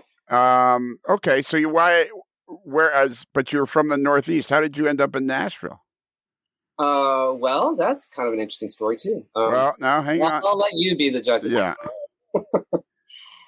So I got married to my beautiful wife in 1994, I believe. Okay. I should know that. There's something you should be aware of. Yeah. You don't need a long time ago. You know what? If you ever run into two guys from Green Bay named Mike Ostertag, Luke Lemons, just steer clear of them because they'll tell you don't need to buy your wife flowers for Valentine's either. Yeah. Yeah. Well, that's what she says. But anyway, so I was in this band in Boston, and it broke up. And so you're in Aerosmith? Yeah. Are you? Yes. Yeah. They're doing Aerosmith or Boston. Or Jay Giles. Well, I said the band broke up, so you know. Are you Steven Tyler? There he is. Yes. Can you do a little walk this way? Yeah. Well, that's a whole other story. But anyway, the band broke up. Liz and I got married, and she is a librarian. I was working in a library. There was no way on earth we were ever going to own property anywhere near Boston. That just was not going to happen. And we had taken a road trip together to see my parents who had moved from Connecticut to Arkansas for a whole other reasons. But we took a road trip, beautiful road trip down there. And on the way back, I said, well, I'm going to go to Memphis and I'm going to go to Graceland, even though at the time I did not care about Elvis. I thought it was going to be just a hoot. And I said I wanted to go to Nashville just to check it out. And so we did that and fell in love with Elvis because Graceland is awesome. If you've never been, you got to go. Totally changed my tune about Elvis. Ha, pun intended. And in Nashville was I can't even tell you how great. We stayed in the Union Station Hotel, right? We didn't care about trains, but we stayed in the Union Station Hotel. And the Summer Lights Festival was happening, and there was drinking in the streets and music. And I was like, wow, this town knows how to party. So when everything was falling apart in Boston, we were like, well, we need to move. We need to go someplace. We were like, well, Nashville seemed pretty cool. We thought about New York and Chicago and DC and places like that. But Nashville's cost of living was really attractive, And so we came back and decided, all right, we'll rent an apartment. And we quit our jobs in Massachusetts and moved down here with no jobs. We didn't know anybody. Really? We didn't know anybody. Yeah, we just rented an apartment and we managed to get jobs. And Liz wound up, they were building a new downtown public library, and she always wanted to be a public librarian. And so now she's a fixture in downtown Nashville as a librarian. And anyway, it all worked out. I'm not sure we could. I'm not sure. I'm not that crazy. Gosh, we were crazy when we were 25 to 28. I'm not that crazy anymore. But we took a risk and it paid off for us. So, so cool. Now we have a nice house on a piece of property outside Nashville. It's okay. Nice. So you live out in the country, kind of? Kind of, sort of. Sort About of. 25 miles from Nashville. Do you live? You don't live in Hendersonville, do you? Where you're not Johnny Cash, are you? I am not. I used to be, but I'm not. No, that's north. We live west or railroad south of Nashville. So, are you still in music then? Sort of. I've got a Bandcamp page, and You got a what kind of page? Oh, Bandcamp. Bandcamp. What is Bandcamp? Bandcamp is if you don't know, if you like music, go to Bandcamp, and there's all kinds of amazing music there. There's all sorts of cool stuff there. Yeah. Yeah. You can. I'm just looking at your page. It's It's there's some interesting titles. Yeah, and I have a friend who lives in Richmond, Virginia, Sam Bird. Hey, Sam, if you're listening. Yeah, hey, Sam, if you're listening, and why wouldn't you be? He's not into trains particularly. But you'll tell him about this podcast, won't you? I absolutely will. And he, at one point, he sent me a very blurry but interesting video of trains going through that triple crossing in Richmond. Y'all know about that, right? No. Oh, yes. Yeah. Bruce does. Bruce, give us a little bit That's the triple level, the two bridges over the grade crossing. It's pretty cool.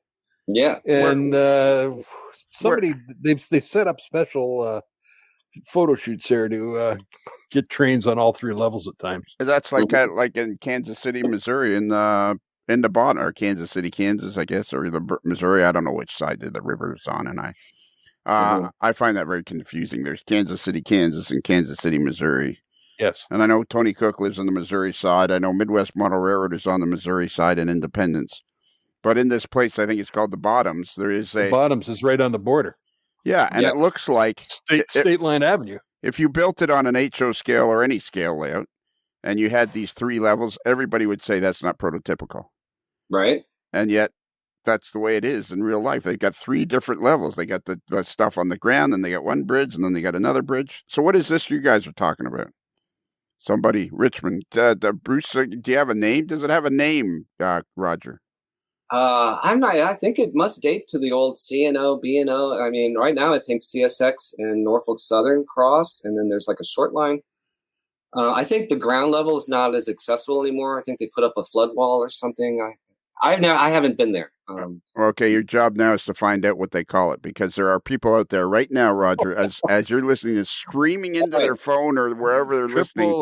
Triple level crossing, Richmond, Virginia. Triple level crossing, Richmond, Virginia. Boom. The lowest ground level is the original Richmond and York River, which became part of the Southern later. The Seaboard Airline is the middle level, now part of CSX, and the top level was the Peninsula Subdivision, a 3-mile-long viaduct parallel to the north bank of James River, built by C&O to link the former Richville and Allegheny Railroad with C&O's Peninsula Subdivision to Newport News and export coal piers.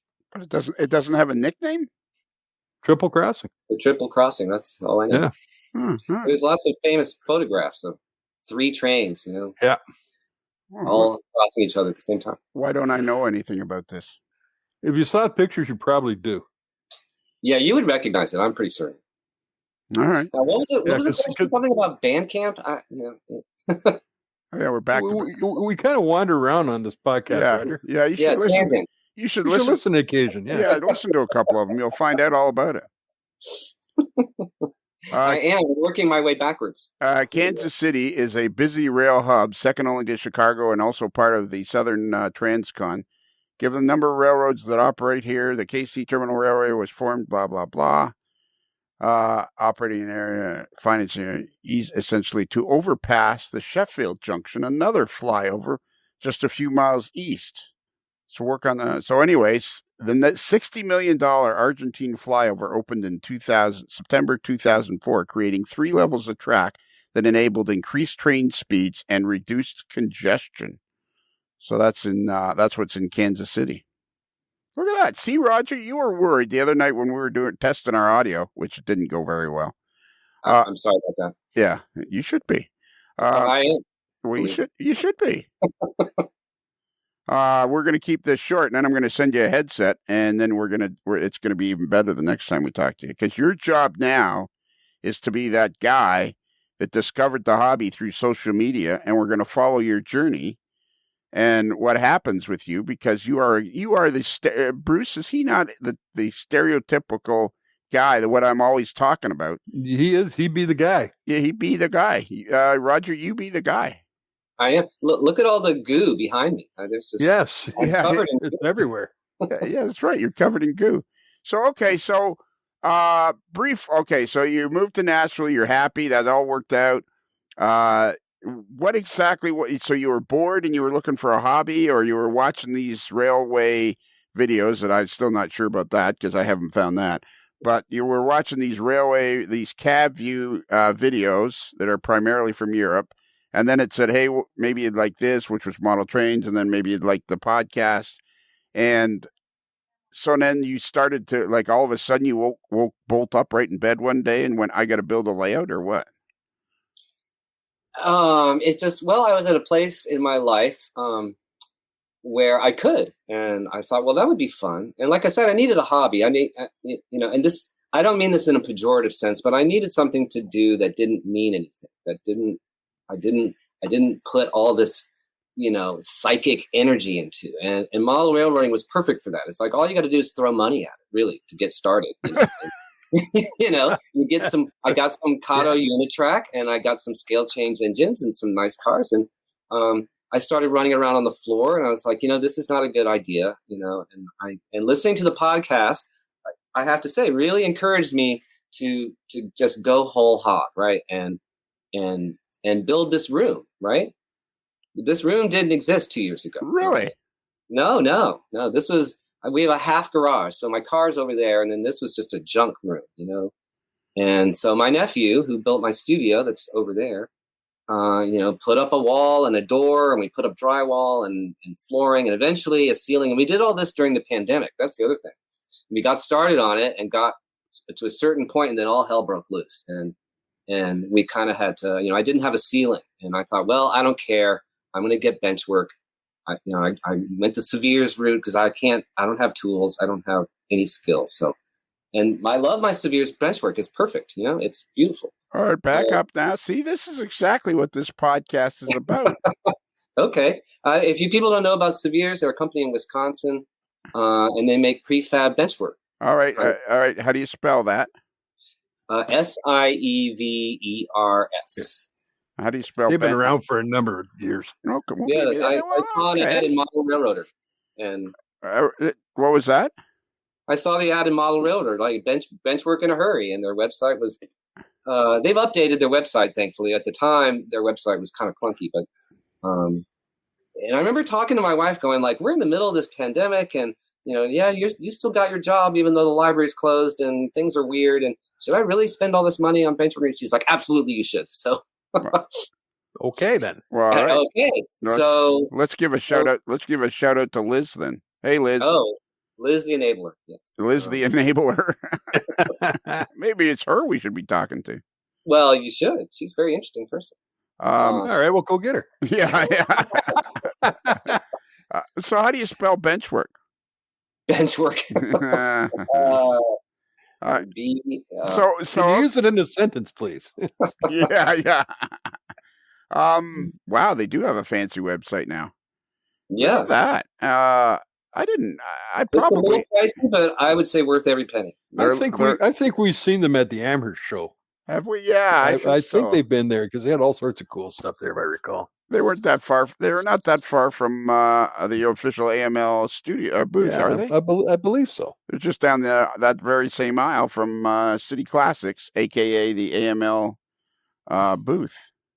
Wow. So, okay, let's see, Rodger, you were worried about you wouldn't have anything to talk about, and we're already chewed up 25 minutes, and we're running out of time already. This is what the whole point of this podcast is all about. Well, I just want to say before we go, I just want to say, if I can do it, anybody can do it. Like, there you go. I mean, I might have certain, I might have a creative bent or whatever, but I was starting literally from scratch. I didn't know anything about couplers, from crankshafts, from smokestacks. I didn't know anything, and I taught myself, and I was into it, and I it's giving me so much pleasure. And if I can do it, anybody can do it. Okay, so you found Severe's benchwork and your layouts there. How big is your layout you got in the background there? It's very simple. It's 8 feet by 12 feet and just a donut. But their bench work is modular, and so I did plan ahead a little bit. I made it so that I knew one day, like the story goes, like, right, you're going to get bored with the looper track. Well, I'm not there yet. I like the looper track, but I made it so that I can disassemble it and make a G out of it. So I could do more of a point-to-point thing with maybe a lift-out section for continuous running. See, this is the problem, Rodger. This is the problem. Look at how this. Let's get how interesting this is, because you're talking about its modular benchwork, but you can see how you could take it apart and turn it into a G and more of a walk-in and blah, blah, blah. You are the prototypical. This is exactly what I'm saying about social media. This is why I was excited to talk to you, is because you found the hobby. You got the bench work. You got stuff up. You're happy with your Lupa track, which is great, an 8x12 Lupa track, and you're enjoying building structures, blah, blah, blah. And now, I hope people can't hear me keep smacking my hands together. And now you're talking about, it's you can change the bench work, yada, yada, yada. You were like, well, what am I going to talk about? And I'm like, don't worry about it. And we're going to run out of time. Your job in the AML Nation, Rodger, is to be our test dummy. Oh, I'll do the dummy part for sure.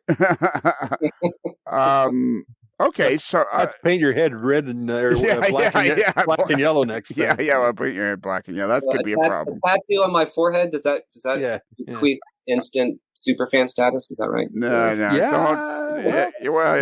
tattoo, I think, is you get a tattoo. Anywhere a tattoo permanently tattooed on your body, but you're good to go. But our Matt Dawson is the vice president in charge of the tattoo division. Right. So why I'm interested. I want to go back. We're going to run out of time soon, but I don't care because we'll come back. I want to know.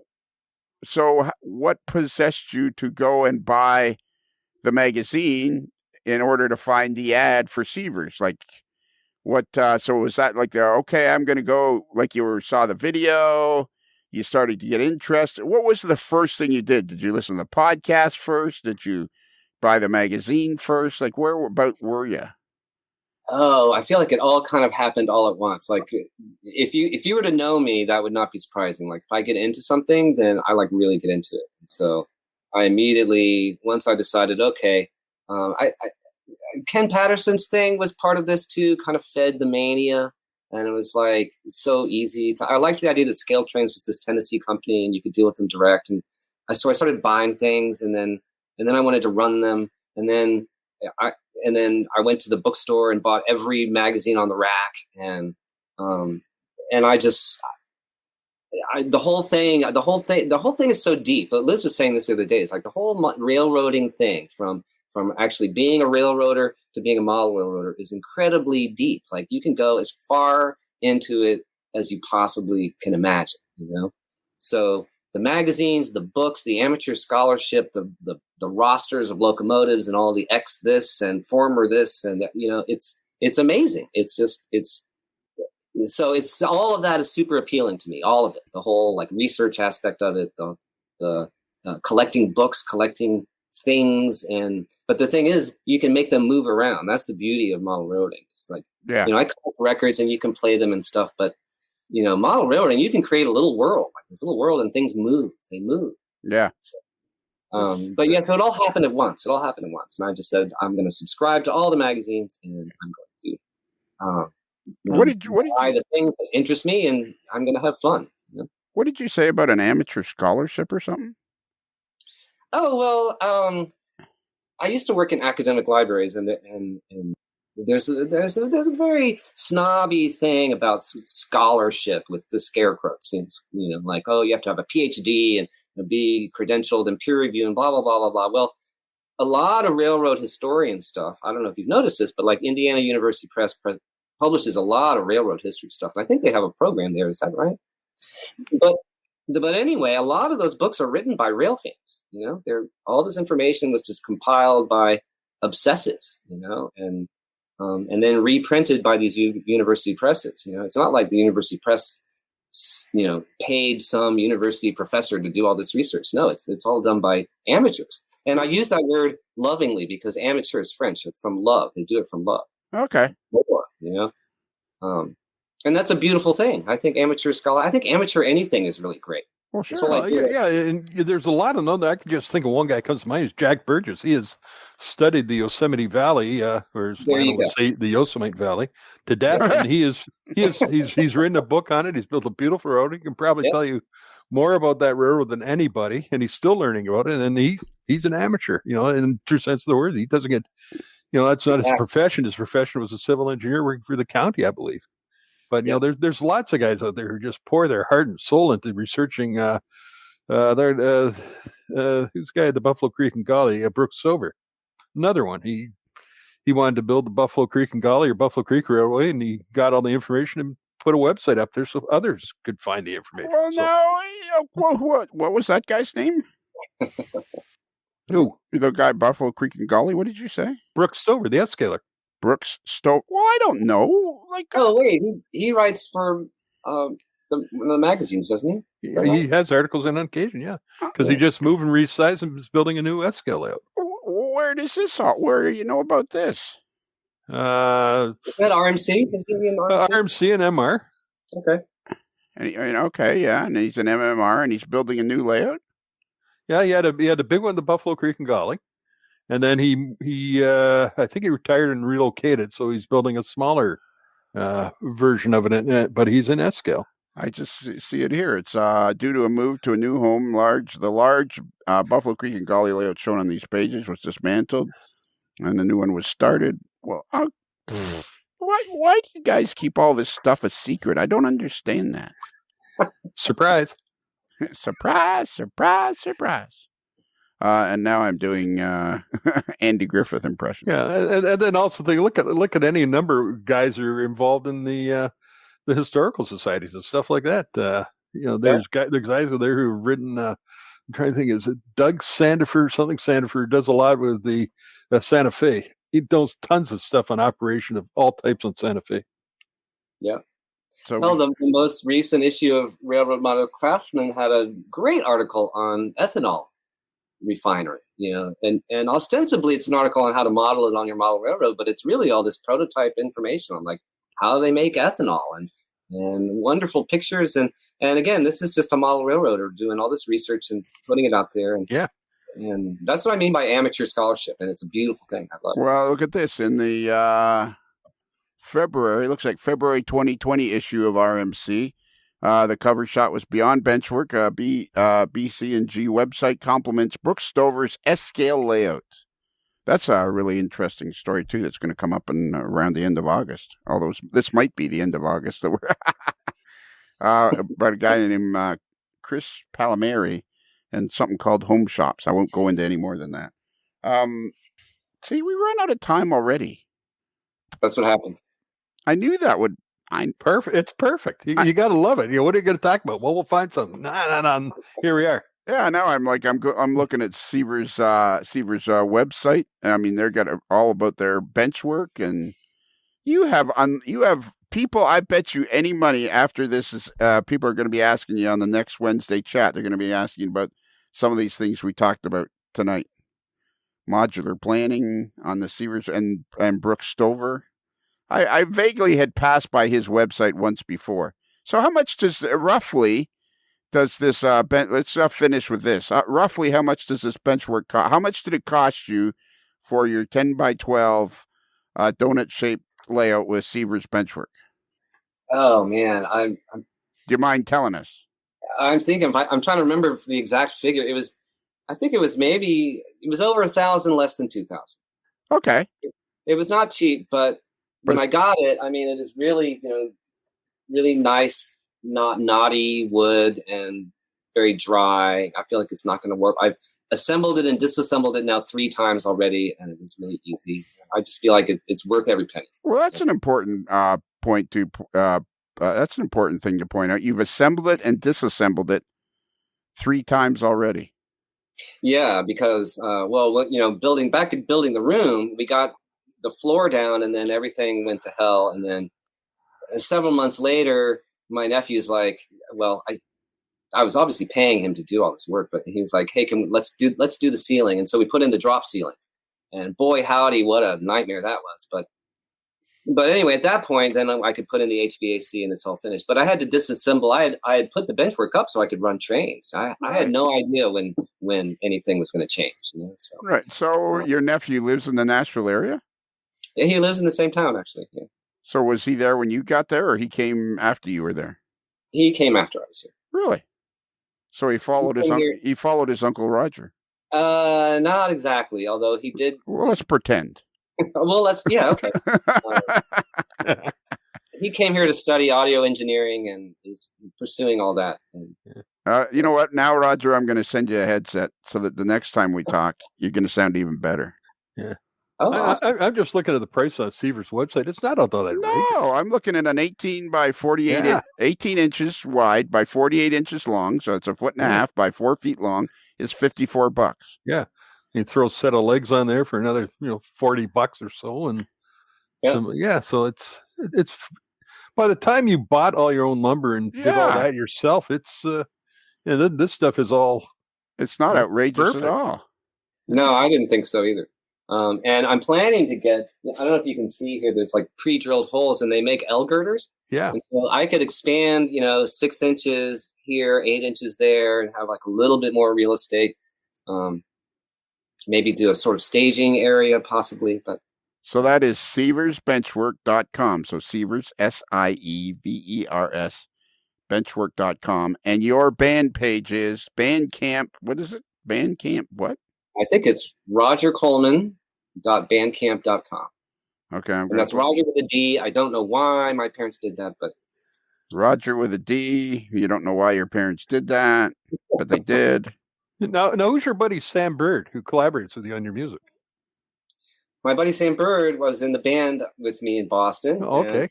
Another, he was a librarian at MIT where I worked for a while and where I met my wife. And he moved back to Virginia, where his family's from, and has family. His wife has family here in Nashville. So he would come to visit Nashville for Christmas and Thanksgiving and stuff. And then we would have little sessions in my home studio. And that's where those recordings that you see on Bandcamp are from, or home recordings that we've made. And we played some gigs, and it's okay, cool. A whole other issue. The mathematics. I love how he says that. Another whole issue. Yeah. I'm not here to talk about music. I'm here to talk about why not? Well, okay, but that's. Have you ever listened to the podcast? Yes, I have. And we talk to people about their whole life. Like, what about David Hyde, the guy that's the lead French horn for the Dallas Symphony Orchestra? We talked to him about. That was very interesting because I know lots of people who play in symphony orchestras. Well, there you go. All right, I'm gonna call this a day because we've done 40 minutes and I want to get you a headset and blah blah blah blah blah. I would be honored to come back. I'm honored just to be on it. Period. What's your favorite thing about the podcast? I would. The podcast. I think I love the podcast, but I think what I really love about the whole thing is how it really is this community, and those Wednesday night chats. I look forward to them so much, and because it really does feel like a community of like-minded individuals. Maybe not about every subject, but when it comes to trains, talk about trains. I love it. I love it so much. I've made friends with people outside of the chat.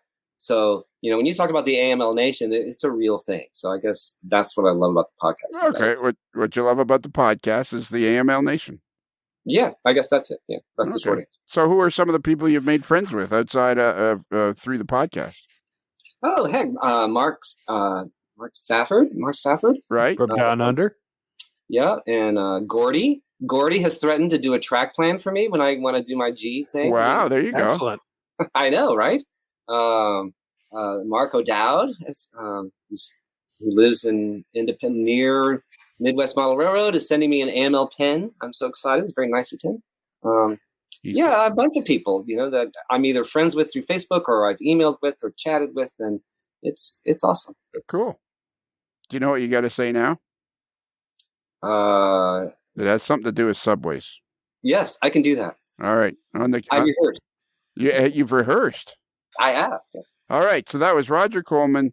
We're going to get him back on here again. We're going to follow his journey through model railroading because he's already enlightened us to a bunch of things already.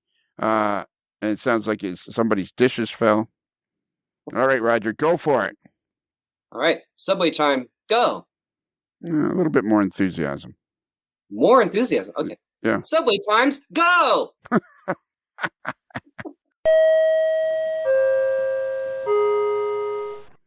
So that was pretty good. What'd you think? That was absolutely outstanding. Like I said before, it's always great to hear what Mike is doing because he has such a ambitious project he had underway on the West Coast and now in the Central States. So it'll be fun, as you alluded to before, to get in touch with him in a few months after he's getting underway and working on the new layout, the new space. And Rodger, he was a fascinating guy to talk to. And he's the type of guy who doesn't realize, I think, how really an accomplished modeler he is. But when you start looking at what he's done, his modeling is very good.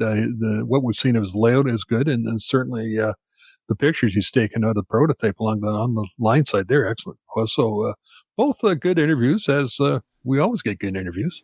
And the thing about Rodger is he's new to the hobby, and yet he's getting it. Like, he's enjoying himself immensely.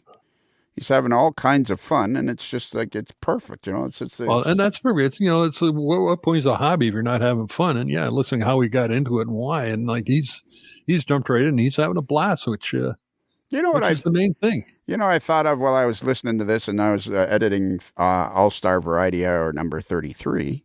Which will be the next All-Star Variety Hour after this, because 32. Because the way I do it is I do it numerically. Numerically? Yeah, that.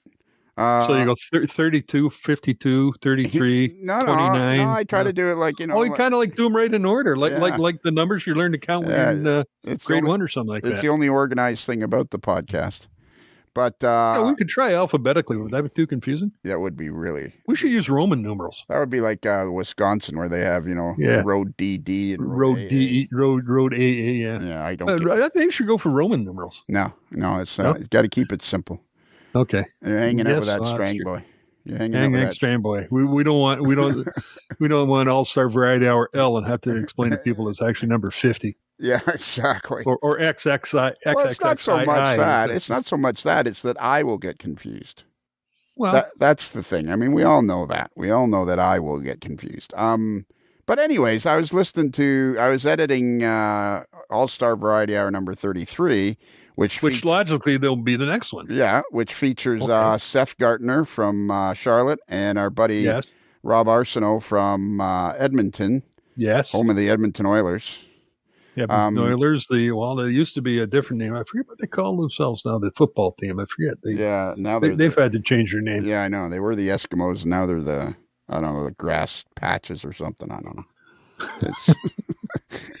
They were going by don't get me started on that. the Edmonton Straw Bales or something. I don't know. The Elks. The Edmonton Elks. Yeah. Like, how did their new logo's pretty sweet looking. Is it? Sweet. Yeah. Yeah. I've been looking for old. I've been snapping up all the old Indians, Cleveland Indians stuff. I can find. Yeah. Chief Wahoo. Yeah, Chief Wahoo and that. But anyways, I was listening to.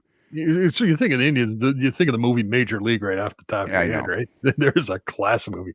Who'd you play for? California Penal. I'm more of a Bull Durham guy. He hit that. He hit that like he knew what was coming. He did. Yeah. I told him.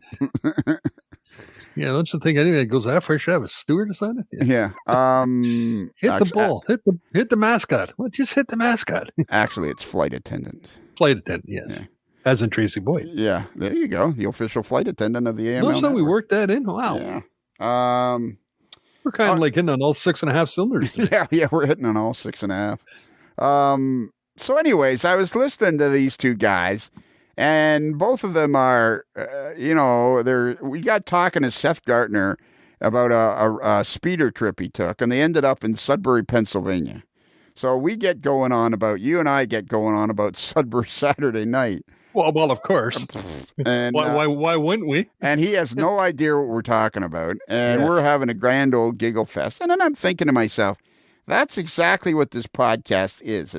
It's a retaliation of my years at Model Railroader, where you weren't allowed to have fun and model railroad at the same time.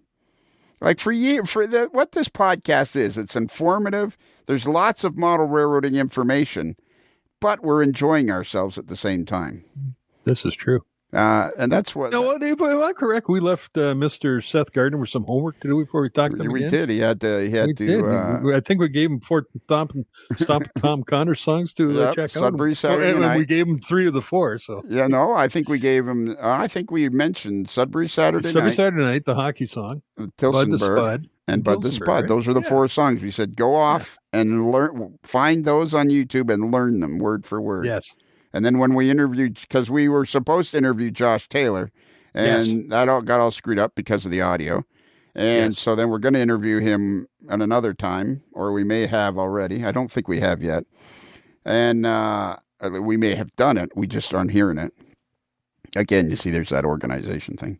Mm-hmm. But we said, in the meantime, between then and the next time we talk to him, learn those songs. That's right. Get yourself a guitar and learn those songs.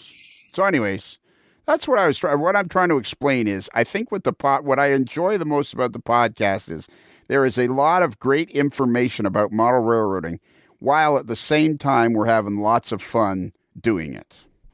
I think that's what I enjoy the most about the podcast. There you go. And into the fans page or anything to go by, people are having lots of fun listening to That's it. for sure. And tomorrow. Speaking of fun, the things impress me right now. I'm not sure when this is going to air. But as we are recording this, the Lionel Mini-Me rages all the thing on the fans page. Thanks to our friends at Mini Prints. I know.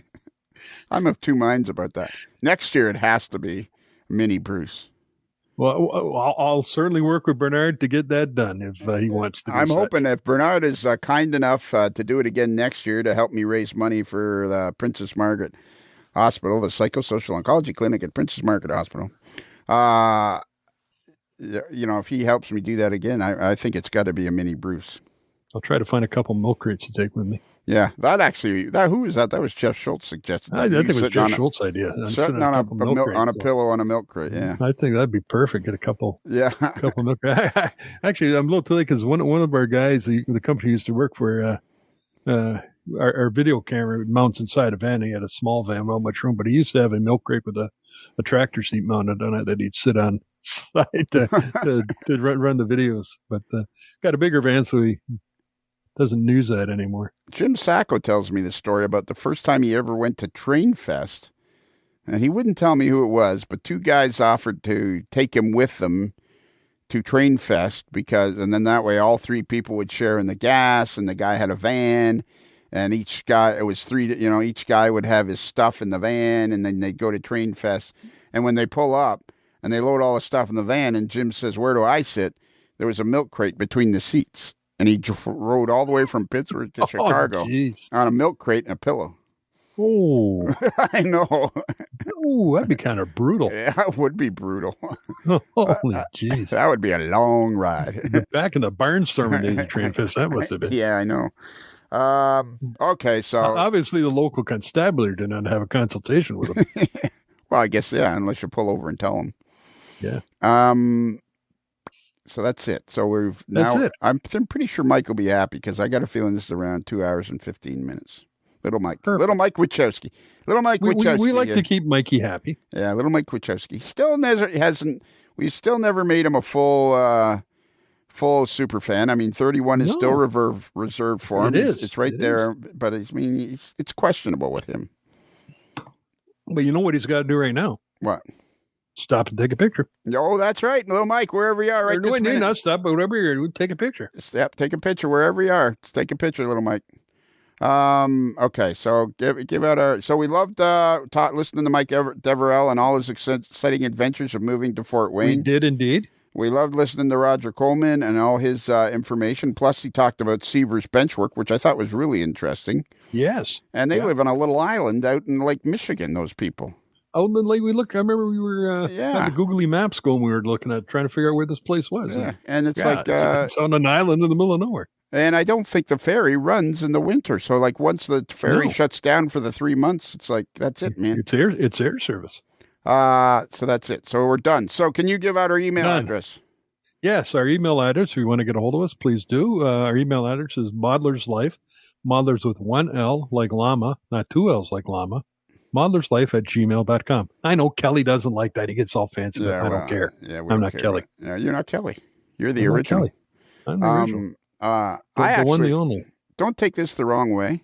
Yes. But I actually prefer when you do the email address without the llama part, because I feel like the original email address, your presentation of the original email address in its barest form, in its most basic form, is the best presentation of the email. We can do that. Take two. The Modeler's Life with one L, modeler'slife@gmail.com. You sound like, man, it sounds like this is the sounds of. Sounds like NPR radio. You sound like NPR be Tony Cook. Yeah, it's true. Well, you sound pretty good. You sound pretty good. The dulcet tones of Tony Cook. Yeah. Hey, we should dial him up and get him on here. We can have a deep voice chat. And we have a website, modelerslife.com. This is on the free channel. So if you're listening to this on the free channel and you want twice as much podcasting every week, all you got to do is go to our website at modelerslife.com. Scroll on down on your phone, or you'll scroll down a bit. If you're on your laptop, it'll probably be right there pretty close to the top of the page. It's just click on the Patreon where it says Patreon, and it'll take you there, and it'll tell you all about how you can, for 365 easy payments of 16 cents a day, you can listen to twice as much podcasting on the old AML network. There you go. And the other thing they can do on the website is scroll down to my beautiful face and click on that to send an email. Yeah, a picture of Bruce, a moderately agitated mailboy in a particularly agitated state. And I think that's it. I think we've covered it all, man. There you go. A fun time was had by all. As always. Are you ready? I'm ready. So remember. Happy rails to you. Oh, sorry. Nope. No? Wrong. Guess again. Pig farmers. Not yet. Oh, okay. That's what gets to me. That's actually become one of my. So you're gonna do the next part? No? Right? Yeah. No? Actually, Robert. We're gonna keep. I keep talking about the next show. All right. So remember, a Modeler's Life podcast is considered marginally adequate by 6 out of 10 NPR listeners.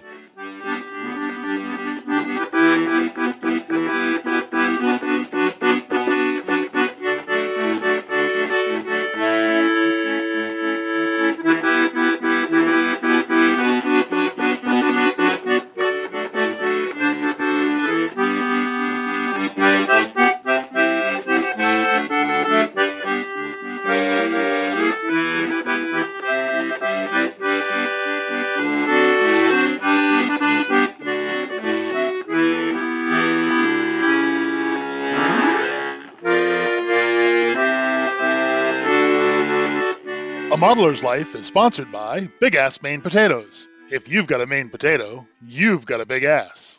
It's another Lincoln Homer.